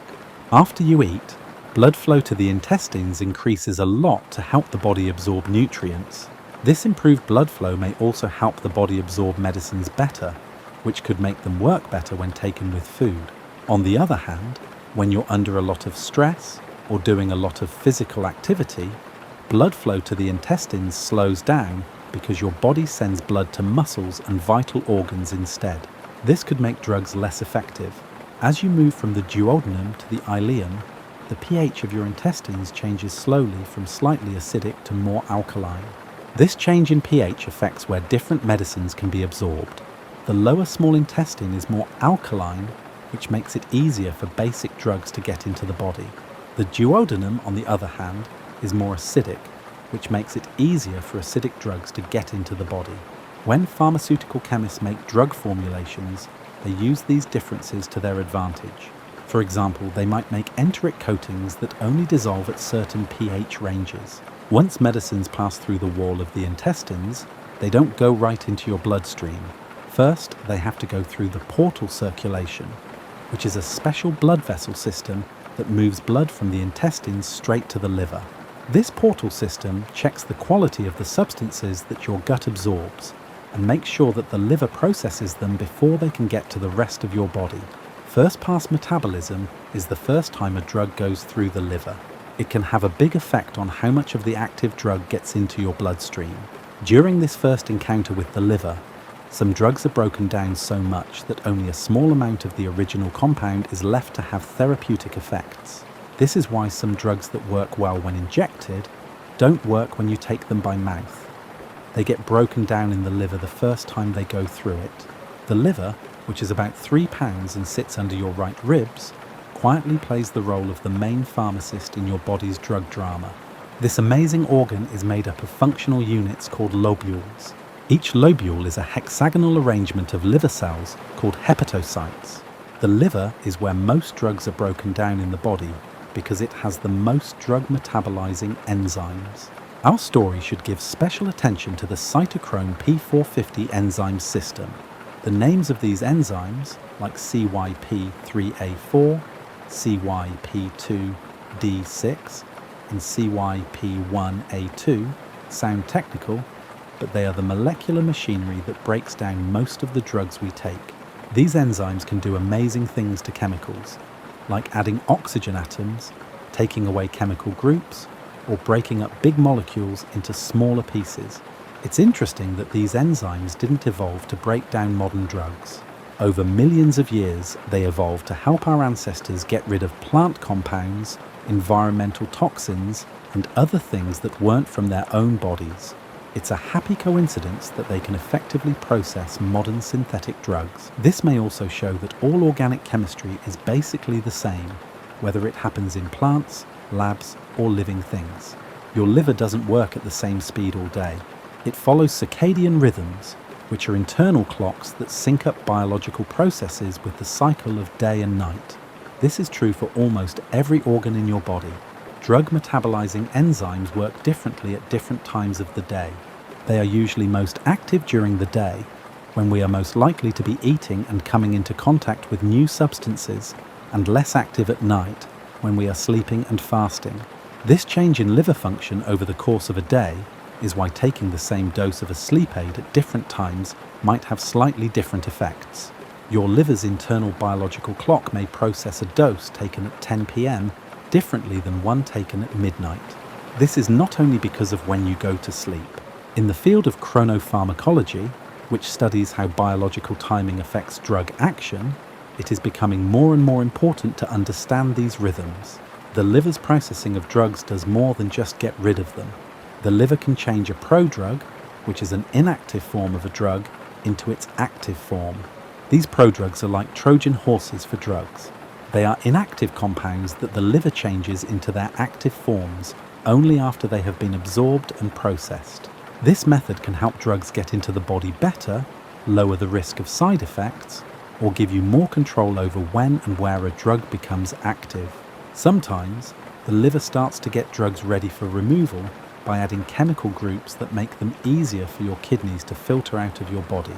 This process, known as conjugation, adds small molecules like sulfate groups or glucuronic acid to the drug. This makes it easier for your kidneys to find and get rid of the drug. The fact that liver enzymes can be different from person to person makes our story about drugs even more complicated. Each of us gets a slightly different set of the genes that code for enzymes that break down drugs, and these genetic differences can have a big impact on how we react to drugs. Some people are genetically programmed to be extensive metabolizers, which means they break down certain drugs so quickly that normal doses don't have much of an effect on them. Some people are poor metabolizers, which means they don't have functional copies of important enzymes and process drugs so slowly that even small doses can have strong and long-lasting effects. This genetic lottery explains why both patients and healthcare providers sometimes have trouble with how medications work. The sleep aid that works perfectly for your friend might not work at all for you, or vice versa. This is not because your sleep problems are different, but because the enzymes that break down the medicine are different. After your liver processes them, medications travel through your bloodstream on a very advanced transportation network. Your blood isn't just a simple fluid. It's a complicated mix of water, proteins, electrolytes, and many other dissolved substances that are all carefully balanced to keep you alive. Blood has proteins that can bind to drugs, and albumin is one of the most important ones for drug transport. You can think of albumin as a taxi service for molecules. A lot of medicines, especially those that dissolve in fat, stick to albumin as they move through your blood. This binding has a number of important jobs. It stores medicine that can be released when needed, helps move medicine to tissues in your body, and stops your kidneys and liver from quickly getting rid of medicine. Drugs and albumin don't stay together forever. They are in a dynamic equilibrium, with drug molecules constantly binding to and releasing from albumin as they move around. The only medication that is pharmacologically active is the free medication that is not bound to anything. This means that it can leave the bloodstream and interact with tissues. This means that things that affect albumin levels or binding capacity can change how well a drug works. Age, illness, and nutritional status can all change the levels of albumin and how well it binds to other substances. Older adults frequently exhibit diminished albumin levels, which may elevate the concentration of free active drug in their circulation. People with liver disease may not make as much albumin, and people with kidney disease may lose albumin in their urine. These changes can have a big effect on how medications work in the body, and they may need to be adjusted. Your blood carries drugs to every tissue, organ, and cell in your body, but not every place is happy to see them. Blood flows at different rates through different tissues, and they have different binding capacities and affinities for different drugs. Some drugs like fatty tissues a lot, and they build up in adipose tissue like molecular tourists who are drawn to a nice resort. This tissue distribution isn't random. It follows patterns that can be predicted based on the chemical and physical properties of the tissues and the medication. Lipophilic drugs, which dissolve easily in fats, tend to build up in fatty tissues. Your brain is about 60% lipid by dry weight. This isn't a coincidence. For sleep medications, this is exactly what we want in terms of brain distribution. Because of the blood-brain barrier, your brain is a unique challenge for getting medicine to it. This barrier isn't just a wall. It's a smart, active system that keeps harmful substances away from your most important organ. The capillaries in your brain are different from those in the rest of your body. The cells are tightly connected, which keeps most things from just squeezing through gaps. There are special transporters in the blood-brain barrier that control what goes in and out of brain tissue. Some of these transporters are friendly to certain drugs and carry them across the barrier with molecular hospitality. Some of them act like bouncers, actively pumping foreign substances back into the bloodstream to keep them from getting into the brain. How well a drug can get to its brain targets depends on how well these two transport systems work together. Sleep medications are made to get past this protective barrier. They often use molecular mimicry to make themselves look like natural substances that the brain normally welcomes. Some pretend to be neurotransmitters, while others pretend to be amino acids. They get past the brain's defenses and go to their intended targets in neural tissue. When sleep drugs get into your brain, they have to deal with a very complicated environment. Your brain has about 86 billion neurons, and each one is connected to thousands of others by synapses. This makes a communication network that is bigger than any system made by humans. The molecules of the medicine move through this neural matrix like molecular snow, eventually finding and attaching to their specific target receptors. GABA receptors are the most common targets for sleep medications. Learning about these receptors shows how well-designed pharmaceuticals can be. Gamma-aminobutyric acid, GABA, is the main inhibitory neurotransmitter in your brain. In other words, it's the brain's slow-down signal. GABA opens channels that let chloride ions into neurons when it binds to its receptors. This makes the neurons less likely to fire and send signals. But GABA receptors aren't the same all over your brain. They have different types, each with its own set of characteristics and locations. Most sleep medications work by targeting the GABAA receptors, which are very complicated themselves. 5 protein subunits make up each receptor, and they are arranged around a central channel. There are many different types of each subunit. This complexity isn't just for school. It has real-world effects on how sleep medications work and what side effects they might have. Receptors have different properties depending on how the subunits are put together. Some are mostly found in parts of the brain that control sleep and wakefulness, while others are found in parts that control anxiety, and still others are found in circuits that control memory formation or muscle coordination. Modern sleep medications are increasingly designed to exploit this receptor diversity. Newer drugs are made to only affect certain receptor subtypes, rather than just making GABA work better all over the brain. A drug that only affects receptors in brain areas that control sleep, and not those that control memory, might help people sleep without making memory problems worse, as older sleep aids can do. When a sleep medication binds to its receptor, it starts a chain reaction of molecular events in the brain cell. The receptor changes shape, which makes its central channel wider or keeps it open longer than GABA would on its own. More chloride ions enter the cell, which makes it even less likely to fire.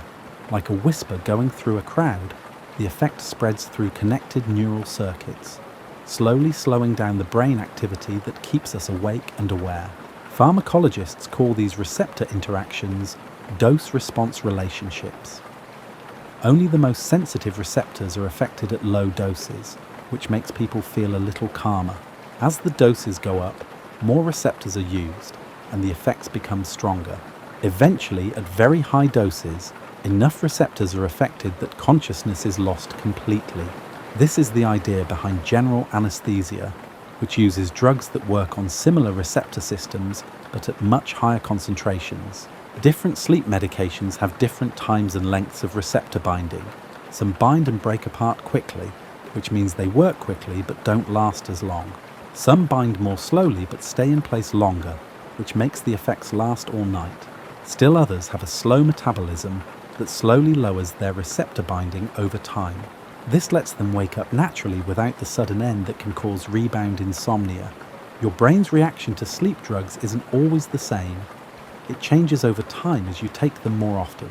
Your brain slowly gets used to sleep medication because of neural plasticity, which is the brain's ability to change and reorganize itself. There may be fewer receptors may become less sensitive, or compensatory systems may become more active. This neuroadaptation is what makes tolerance possible. It explains why some people need higher doses over time to get the same sleep-promoting effects. In the meantime, your kidneys have quietly started their own important work in our pharmaceutical drama. These paired bean-shaped organs are about the size of your fist and are located on either side of your spine just below your rib cage. They are some of the hardest working organs in your body. About 50 times a day, they filter all of your blood, which is an amazing feat of biological engineering that is better than any man-made filtration system. There are about 1 million nephrons in each kidney, and each nephron is a tiny work of biological art. A glomerulus is a group of tiny blood vessels that make up the nephron. It is wrapped in a cup-shaped structure called Bowman's capsule. As blood moves through the glomerulus, pressure pushes fluid and small molecules through the capillary walls and into the capsule. This makes an ultrafiltrate of blood. This first filtrate has not only waste products, but also useful things like glucose, amino acids, vitamins, and, most importantly for our story, medicines, and what happens to them when they break down. The filtrate then goes through a long twisted tube where the kidney does its real work. Different parts of this tube are good at reabsorbing different things. Almost all of the glucose is taken back, most of the amino acids are taken back, and the water and electrolytes are carefully balanced. This tubular system offers both benefits and drawbacks for medications. Water-soluble drugs and their metabolites can be easily filtered at the glomerulus. If they are not reabsorbed, they will be excreted in the urine. Fat-soluble drugs, on the other hand, are more likely to be reabsorbed into the blood as the filtrate moves through the kidney tubules. This makes it harder to get rid of them. To deal with this problem, the kidney has developed very advanced transport systems. Active transport pumps in the kidney tubules can take certain molecules from the blood and put them into the urine, even when there are more of them in the blood than in the urine.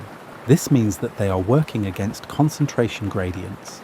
These pumps use energy from cells, but they help the kidney get rid of things that might build up in the body.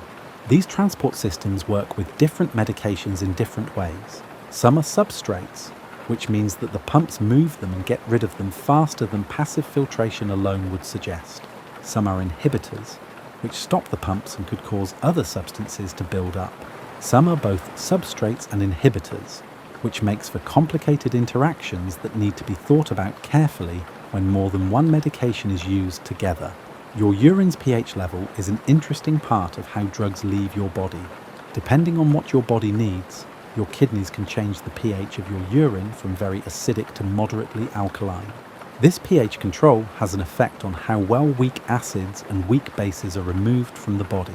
Basic drugs tend to get stuck and leave the body more easily in acidic urine, while acidic drugs are more likely to be reabsorbed.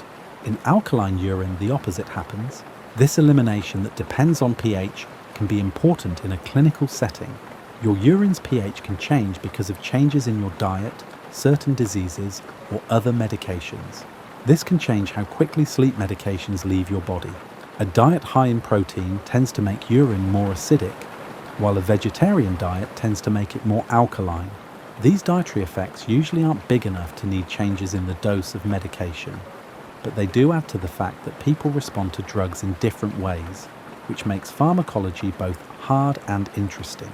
Your kidneys also follow circadian rhythms, which means they filter and get rid of things at different rates during the day. Your body's internal clock affects the flow of blood to your kidneys, the rate at which they filter blood, and the activity of transport pumps. Kidneys usually work harder during the day and slower at night. This can change how long medications stay in your body depending on when you take them. When thinking about how the kidneys get rid of drugs, the idea of drug half-life becomes very important. Half-life is the amount of time it takes for half of a drug to leave your body. It is one of the most important things that affect how often you need to take a drug and how long its effects will last. A drug with a short half-life is quickly removed from your body. so you need to take it often, but it also clears out of your system quickly. A drug with a long half-life stays in your body longer, so you don't have to take it as often, but it could have longer lasting effects. Half-life is very important for sleep medications because it tells you what will happen the next day. A sleep aid with a very short half-life might help you fall asleep, but it might wear off too quickly, waking you up in the middle of the night. One that lasts a long time might help you sleep through the night, but make you feel tired the next morning. The best sleep medicine would have a half-life that matches how long you want to sleep. It should last all night but be mostly gone by morning. Differences in how well each person's kidneys work can have a big impact on how drugs are broken down and, as a result, their effects. As we get older, our kidneys don't work as well. After age 40, they usually lose about 1% of their capacity each year. This decline that comes with age means that older people get rid of many medications more slowly, which may mean they need lower doses or less frequent dosing to avoid side effects and build-up. Kidney disease, even in its early stages, can have a big impact on how well medications are cleared from the body. People whose kidneys don't work as well may build up drugs that the kidneys mostly get rid of, which could cause effects that are too strong or last too long. Because of this, doctors often change the doses of medications based on how well the kidneys are working. They do this by doing blood tests that measure creatinine or estimate glomerular filtration rate. You might be surprised to learn that how hydrated you are affects how well your kidneys work and how quickly drugs leave your body. Dehydration slows down blood flow to the kidneys and may make it harder for some drugs to leave the body. On the other hand, drinking enough water helps the kidneys work better and get rid of drugs. This is one reason why doctors often tell their patients to drink enough fluids. However, for sleep medications taken at night, there is a clear balance to be struck between helping the kidneys work properly and not having to go to the bathroom in the middle of the night. When you take more than one medication, they can interact with each other in complicated ways that create a web of pharmaceutical relationships in your body. The systems that get rid of drugs are the most complicated of all. If you take more than one medicine, they don't just work on their own, they also fight for the same elimination pathways, like cars trying to get onto a busy highway. This competition can have important effects on health. If two drugs are both substrates for the same kidney transport pump, they might compete for elimination, which could cause both of them to build up to higher levels than expected.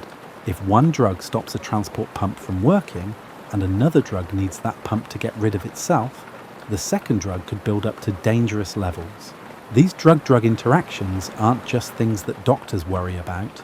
They're real situations that doctors need to think about when giving patients more than one medication. If you take a sleep aid by itself, it might work perfectly, but when you take it with other drugs that change how it is absorbed, metabolized, or eliminated, it might not work as well.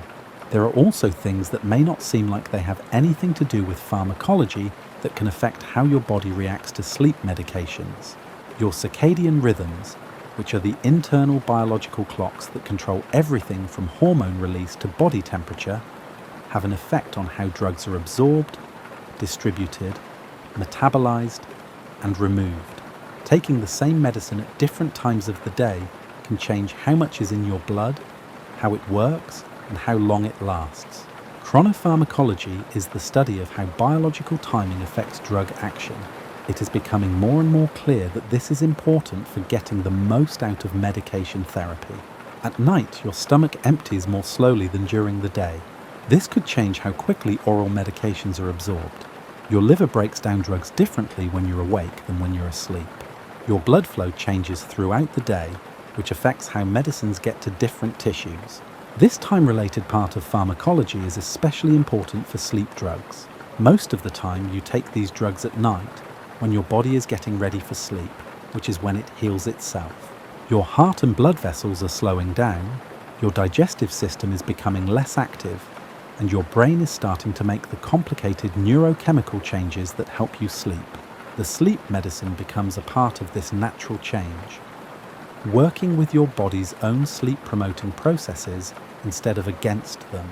Another interesting connection between sleep physiology and pharmacology is how temperature affects sleep. When you sleep normally, your core body temperature drops. This change in temperature affects how medications are absorbed and spread throughout the body.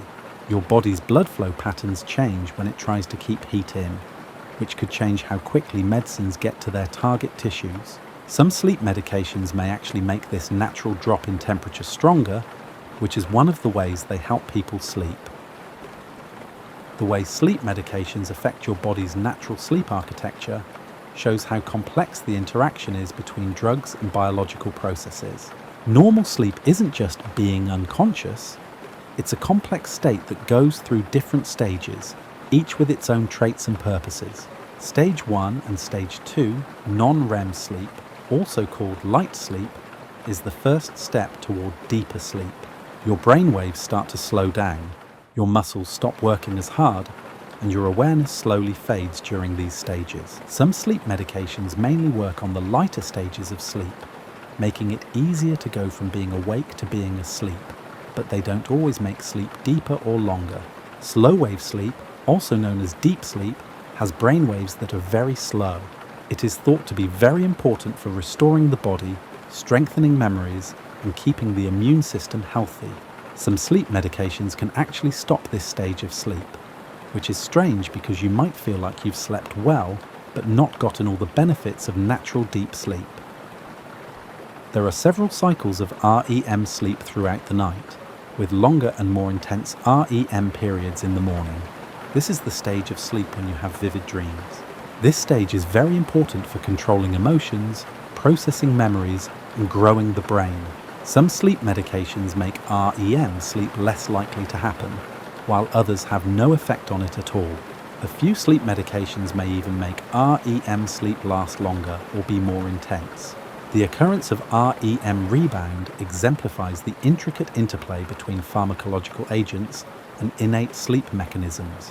When people stop taking sleep medications that keep them from having REM sleep, they often have a lot of very intense, frequent, or vivid dreams for a few nights, as their brain catches up on the REM sleep it missed.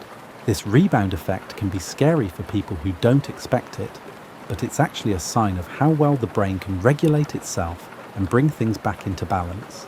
Sleep medications can also change the way the body naturally moves between different sleep stages. Normal sleep follows a pattern that can be predicted.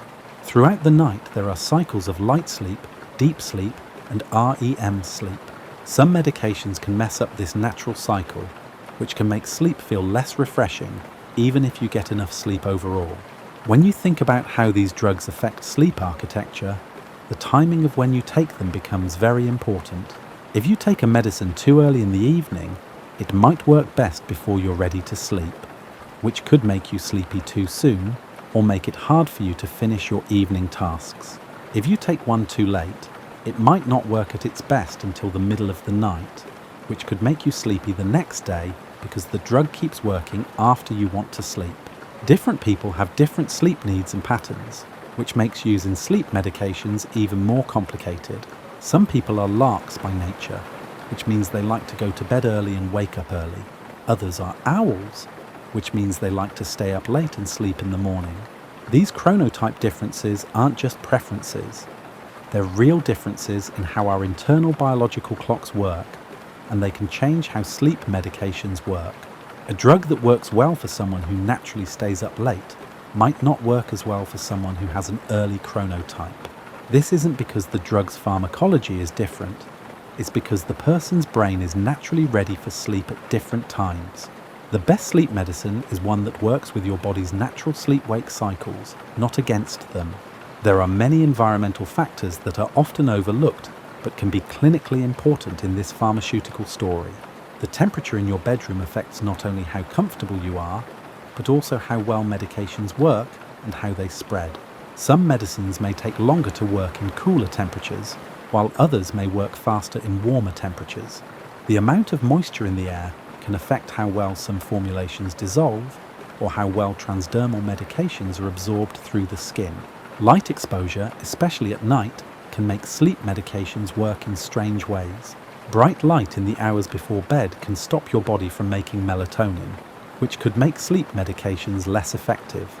On the other hand, dim light or darkness can make sleep aids work better by letting your body's natural sleep-promoting systems work with the medicine. The height at which you live can also affect how your body breaks down and uses medicine. When you go to higher altitudes, the lower oxygen levels can change how quickly medications are broken down by the liver. The lower air pressure can also change how well inhaled drugs work, but this is less important for most sleep aids. The social and psychological context of medication use adds another layer to our story. Taking a pill, especially one that a doctor you trust gives you, can cause changes in brain chemistry that can be measured.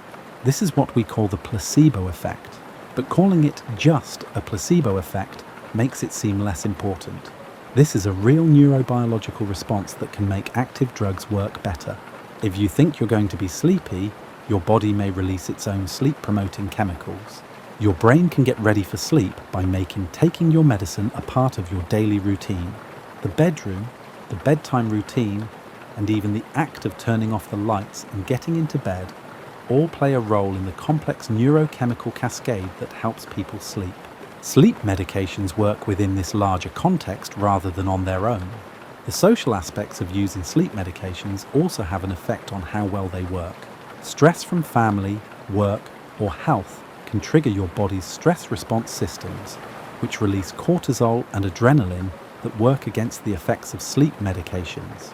On the other hand, feeling safe and calm can make medication work better by letting your body's natural sleep systems work at their best. People's cultural views on sleep and medicine can affect whether or not they choose to use sleep aids and how well they work. In cultures that look down on sleep problems or medication use, people may feel anxious about taking sleep aids, which can make them less effective. On the other hand, when using sleep medications is normal and supported, people may have better results because they are less anxious and have higher expectations. When you stop taking sleep medications, it shows how adaptable your body's neurochemical systems are. If you've been taking a sleep aid regularly, especially one that boosts GABA activity, your brain slowly changes its natural chemistry to keep things in balance when the outside chemical is present. Your brain might try to keep working normally, even though a drug that boosts GABA is always there. This could mean that neurons make less GABA, or that GABA receptors become less sensitive. This neuroadaptation becomes a problem if you suddenly stop taking the medicine. Your brain is making less of the chemicals that help you sleep and has fewer or less sensitive receptors to respond to them. The result can be rebound insomnia, which is when you have trouble sleeping that is worse than the problem that made you take the medicine in the first place. This rebound effect usually goes away as your brain gets used to working without the medicine, but it can take days to weeks and be very uncomfortable. This neuroadaptation helps us understand why doctors often suggest slowly lowering the dose of sleep medications instead of stopping them all at once. This tapering process gives your brain time to slowly change its natural chemistry, which helps lessen withdrawal symptoms and the chance of having severe rebound insomnia. The idea of kindling gives us a new way to think about sleep medication withdrawal. This phenomenon, initially identified in seizure studies, pertains to the brain's increasing sensitivity to withdrawal effects following successive cycles of medication administration and cessation. When someone stops and starts taking sleep medicine again, the withdrawal symptoms may get worse, and it may take longer for the brain to get used to it again. This isn't a punishment for taking medication, it's just how neural plasticity works. Knowing this can help explain why taking medication consistently and with care is often better than taking it only when you need it. Your gut microbiome, which is the huge ecosystem of bacteria, fungi, and other microorganisms that live in your intestines, has a surprisingly big effect on how well sleep medications work. Researchers are just starting to figure this out. These tiny creatures don't just hitch a ride, they also take part in your body's chemistry, including how your body breaks down the drugs you take. Some types of bacteria can break down certain drugs, which could lower the amount of active medication that gets into your bloodstream. Some people make their own neuroactive chemicals, like GABA, serotonin precursors, and other chemicals that can change sleep and mood. The bacteria in your gut microbiome and how much of each type you have can affect how well sleep medications work for you. This microbiome makeup isn't set in stone.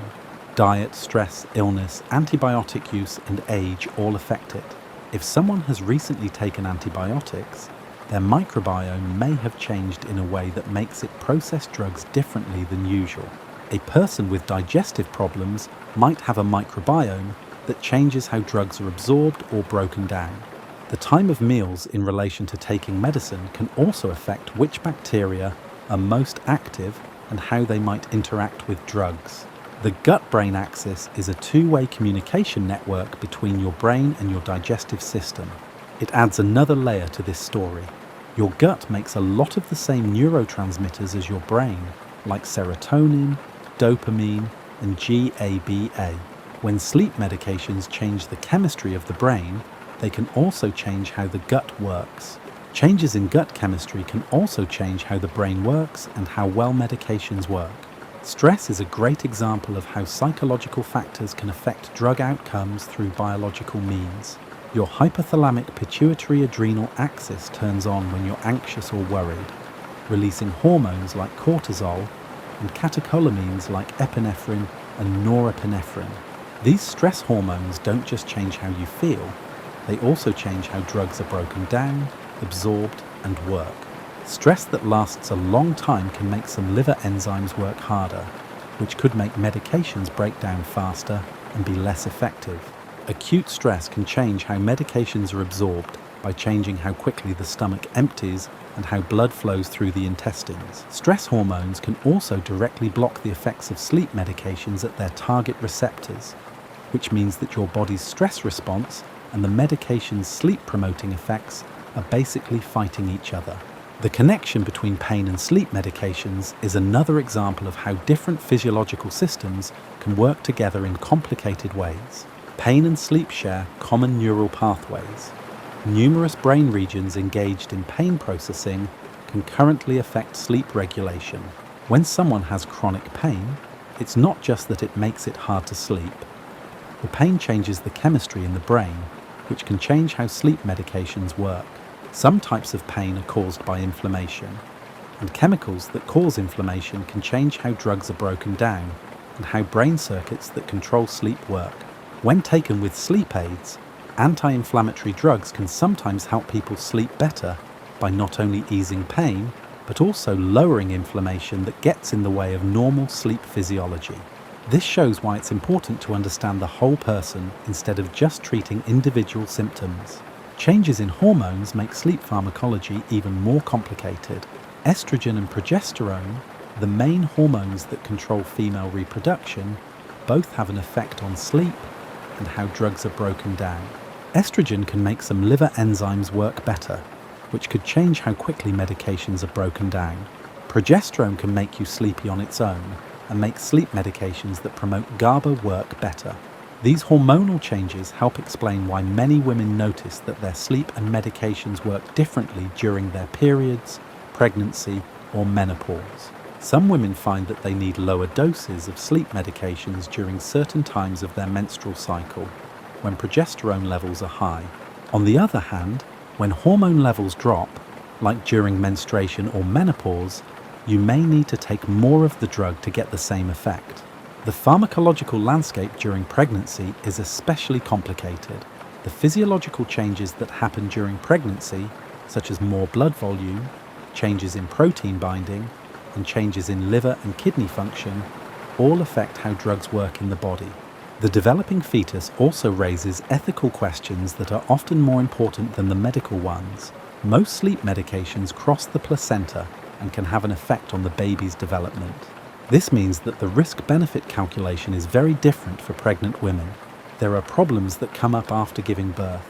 Taking care of a newborn can make people want to take sleep medications even more. But breastfeeding is another way that medications can affect someone other than the person who is supposed to be taking them. Most sleep aids can get into breast milk to some degree, which could change how babies sleep, eat, or grow.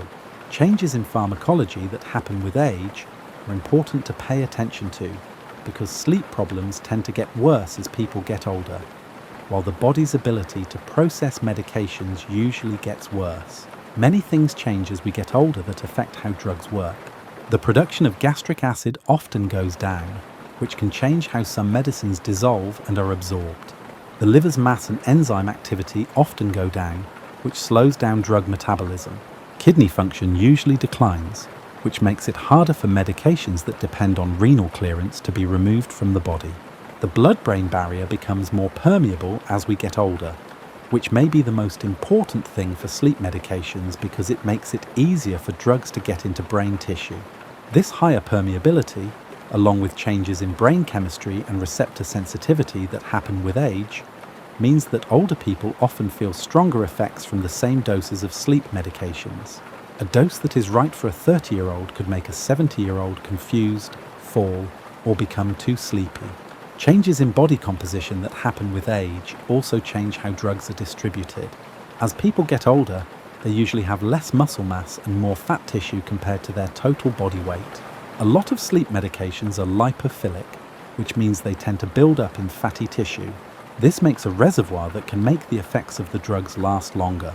An older person may feel the effects of a sleep medication for a much longer time than a younger person, and they may even feel sleepy or have trouble thinking the next day. Polypharmacy, or taking more than one medication at the same time, is especially important for older adults because they are more likely to have several health problems that need different treatments. The more medications you take, the more likely they are to interact with each other. Sleep aids can interact with a lot of other drugs. Blood pressure medications, heart medications, antidepressants, pain medications, and even over-the-counter supplements can all change how sleep aids work or be changed by them. Some of these interactions happen when drugs are broken down in the body, when different drugs compete for the same liver enzymes or transport systems. Some happen when drugs work together, like when drugs with similar effects can make you too sleepy, or drugs with opposite effects can cancel each other out. Some medications have indirect effects, like a sleep aid that affects kidney function, or a drug that affects liver function and changes how sleep medication is broken down. The pharmaceutical industry has responded to these challenges by creating more advanced drug design and delivery systems. Most new sleep drugs are made to be selective for certain receptors, which means they only affect certain GABA receptor subtypes. This helps reduce side effects while still helping people sleep. Some of them have dual-layer tablets that release the medicine at 2 different rates, which helps you fall asleep quickly and stay asleep. Sublingual formulations, which are medicines that dissolve under the tongue, are good for people who have trouble swallowing pills or who need quick action. These avoid the unpredictability of gastric emptying and first-pass liver metabolism, which makes absorption more predictable and effects happen faster. They're very helpful for taking in the middle of the night, when someone wakes up and needs help going back to sleep without having to wait for a pill to pass through their digestive system. Orally disintegrating tablets are another new way to deliver sleep medications. These formulations dissolve quickly in the mouth without water, making them easy to use at the bedside and possibly providing faster effects than regular tablets that need to be swallowed and absorbed through the digestive system. Some have flavor enhancers or sweeteners to make them taste better. Knowing that how the medicine feels can affect both how well it works and how likely people are to take it. Another way to deliver sleep medication is through transdermal patches. These patches stick to the skin and slowly release medication, keeping drug levels steady all night long without the highs and lows that come with taking medicine by mouth. The skin absorption skips the digestive system completely, so there are no problems with food interactions or stomach issues that could affect how well oral medications are absorbed. The most advanced pharmaceutical technology is the creation of drug delivery systems that can respond to biological signals. Researchers are looking into implantable devices that could release sleep medication when certain physiological signs of wakefulness are present, or oral formulations that only dissolve when certain pH or temperature conditions are met. These systems are meant to give medicine exactly when it's needed, so that people don't have to take it when they don't need it, and the therapeutic effects are as strong as possible. Pharmacogenomics, which looks at how genetic differences affect how drugs work, is being used more and more in sleep medicine. Testing for certain genetic variants that affect how drugs are broken down can help you guess how someone will react to certain sleep medications. If someone has genetic variants that make certain drugs break down quickly, they may need higher doses or different drugs. On the other hand, if someone has variants that make drugs break down slowly, they may need lower doses or drugs that break down in different ways. These genetic tests aren't standard in sleep medicine yet, but they're becoming easier to find and cheaper. As we learn more about how genes affect drug response, personalized medicine that selects and doses medications based on a person's genetic profile may become the norm. This could make managing sleep medications less of a trial and error process, which would lead to better results with fewer side effects. Chronotherapeutics is another area that researchers are looking into to make sleep medications work better. This method involves giving drugs at the same time as natural biological rhythms to get the best therapeutic effects and the fewest side effects. For sleep medications, this could involve creating formulations that release the drug in sync with the body's natural circadian rhythms, or timing doses to coincide with times when the brain is most open to signals that help people sleep. Some researchers are looking into the use of light therapy along with sleep medications. They want to see if they can change circadian rhythms by exposing people to light at the right times and then using drugs to improve sleep during the desired sleep period. Some researchers are looking into how the timing of meals can affect how well drugs work and how well they are absorbed. They want to use the body's natural rhythms in digestion to make sure that medications are delivered in the best way possible. The combination of technology and sleep medication management is making it possible to create more personalized treatments. Smartphone apps can keep track of sleep patterns, when to take medicine, and side effects. This information can help you find the best dose and time. Wearable devices can track things like heart rate, movement, and skin temperature, which can give you objective information about how well you sleep and how well your medication works. Some advanced systems are being made that could change how medicine is given based on real-time feedback from the body. Think about a system that could tell when you're having trouble falling asleep and give you a small dose of sleep medication on its own, or one that could keep track of your sleep stages all night and change the levels of medication to improve the quality of your sleep while making sure you wake up feeling alert in the morning. Another important part of pharmaceutical sleep management is the link between sleep medications and cognitive function. Different sleep aids have different effects on memory consolidation, learning, and how well you think the next day. Some drugs that help people fall asleep might get in the way of the memory consolidation processes that happen during certain stages of sleep. Some may leave behind residual sedation that makes it hard to think clearly in the morning, even if the person slept well and for a long time. People whose daytime performance depends on their mental health need to know about these cognitive effects. A sleep medication that is effective for an individual with a flexible schedule may pose challenges for someone requiring mental acuity in the early morning. The timing of taking the medicine, the type of medicine chosen, and the amount taken all have an effect on these cognitive effects. New studies on sleep and brain health show that the quality of sleep that people get with medication might be different from natural sleep in ways that could affect cognitive aging and the risk of neurodegenerative diseases in the long term. Some research indicates that specific phases of natural sleep are crucial for the elimination of metabolic waste from the brain, including proteins linked to Alzheimer's disease. If sleep medications change the way sleep works in ways that slow down these clearance processes, there may be a trade-off between short-term sleep improvement and long-term brain health. But this research is still changing, and the picture is not clear. Poor sleep is linked to a higher risk of cognitive decline and dementia, so drugs that help people sleep better may actually be good for brain health, even if the sleep they help people get is different from natural sleep. The key is probably to find ways to get enough sleep while keeping the most important parts of natural sleep architecture. While the biological story may seem more important than the economic side of sleep pharmacology, the economics of sleep pharmacology actually play a big role in how medications are made and how easy they are to get, which can have an effect on patient outcomes. It costs a lot of money, often hundreds of millions or even billions of dollars, to make new medicines. This cost has an effect on which drugs are made, how much they cost, and how easy they are for patients to get. Generic drugs are cheaper than brand name drugs, but they may not always work the same way as the original. Even if the active ingredient is the same, small differences in inactive ingredients, manufacturing processes, or how the drug dissolves can sometimes cause differences in how well it works or what side effects it has. Before sleep medications can be sold, they have to go through a long process of testing to make sure they work and are safe. However, the groups of people who are tested in clinical trials may not fully represent the range of people who will eventually use the medications. Older adults, individuals with multiple medical conditions, and those on polypharmacy are often inadequately represented in clinical trials. However, these demographics frequently utilize sleep medications and may exhibit distinct responses compared to the healthier, younger populations typically examined in research.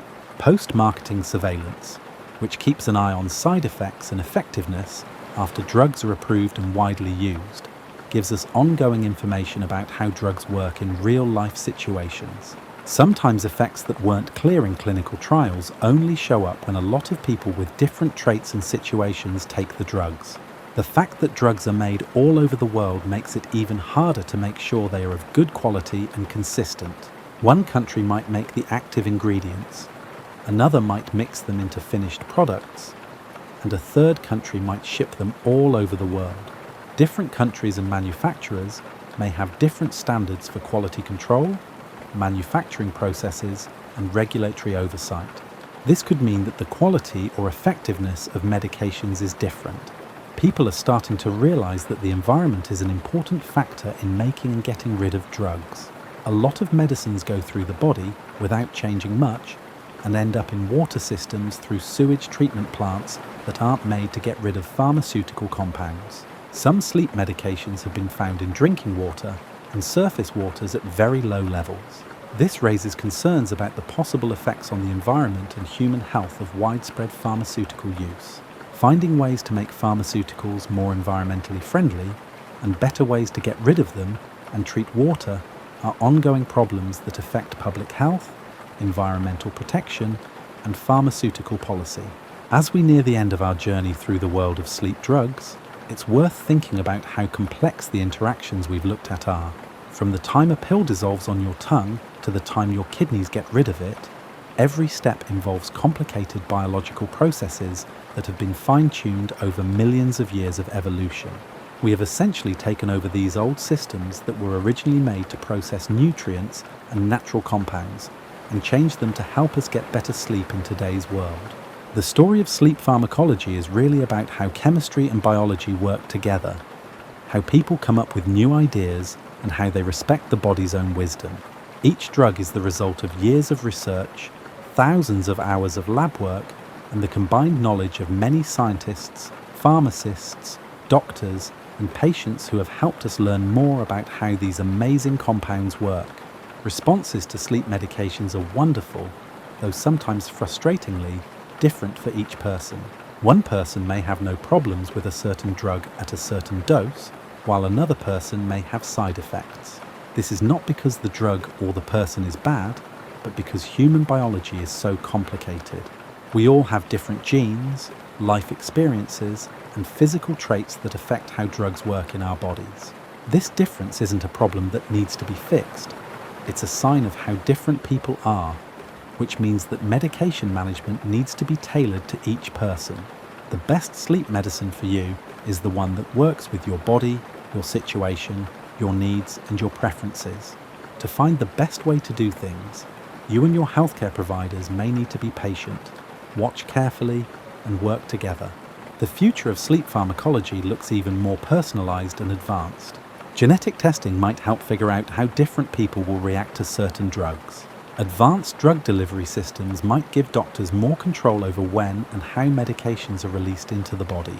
A better understanding of circadian rhythms could lead to timing strategies that make treatments work better and cause fewer side effects. The future of sleep medicine may be an integration, which means combining drugs with behavioral therapies, changes to the environment, and changes to daily habits to treat sleep problems in a complete way. Medications can be useful in this integrated approach, but they work best when used carefully as part of a larger plan for getting good sleep. As you drift off to sleep tonight, whether on your own or with the help of drugs, remember that you're taking part in one of the most basic biological processes. Sleep isn't just not being awake, it's an active, restorative state that lets your body and mind heal, store memories, control emotions, and get ready for the challenges of the next day. The drugs we've talked about tonight can help this natural process when it's interrupted by illness, stress, aging, or the demands of modern life. They work by changing or improving the same neural pathways and chemical systems that naturally help you sleep. This helps bring back the balance between being awake and resting that is so important for health and well-being. Knowing how these drugs work in your body gives you more power to use them safely and effectively. You can make smart choices about when to take your medicine if you know that food affects absorption. When you know that each person's genetics affect how they respond to drugs, you can work more patiently and methodically with your healthcare providers to find the best ways to treat you. When you understand how complicated drug interactions can be more careful about mixing medications or supplements. Understanding the science behind sleep medications is the most important thing you can do to understand what they can and can't do. They can help a lot with sleep problems, but they're not magic. They work best when they are part of a full plan for good sleep that includes taking care of your sleep hygiene, managing your stress, staying physically healthy, and paying attention to your surroundings. The way a sleep medicine moves through your body, from absorption to distribution, metabolism, action, and elimination, shows how well all of your biological systems work together. Your digestive system takes in food, your cardiovascular system sends it around, your liver changes it, your brain reacts, and your kidneys get rid of it. It's a symphony of biological cooperation that happens mostly without our knowing it, but it's one of the most advanced chemical processing systems in the universe. As consciousness slowly fades and sleep takes over, take a moment to appreciate how amazing this biological process is. Whether you fall asleep on your own or with the help of drugs, it means that many molecular interactions, cellular processes, and organ system functions are all working together to give your body and mind the rest they need. Sleep well, knowing that the field of pharmaceutical science and human biology is always changing. This gives us hope for better treatments and a better understanding of one of the most important processes in life. You're part of a story of scientific discovery and human healing that has been going on for hundreds of years and will continue to do so in the years to come. This story is happening while you sleep, and your medications work their magic. Have a good night's sleep, and may it be deep, restful, and peaceful, thanks to the amazing combination of chemistry and biology that makes sleep aids possible. The night is yours to heal, restore, and go through the mysterious but necessary process of sleep that gets you ready for the adventures of the next day.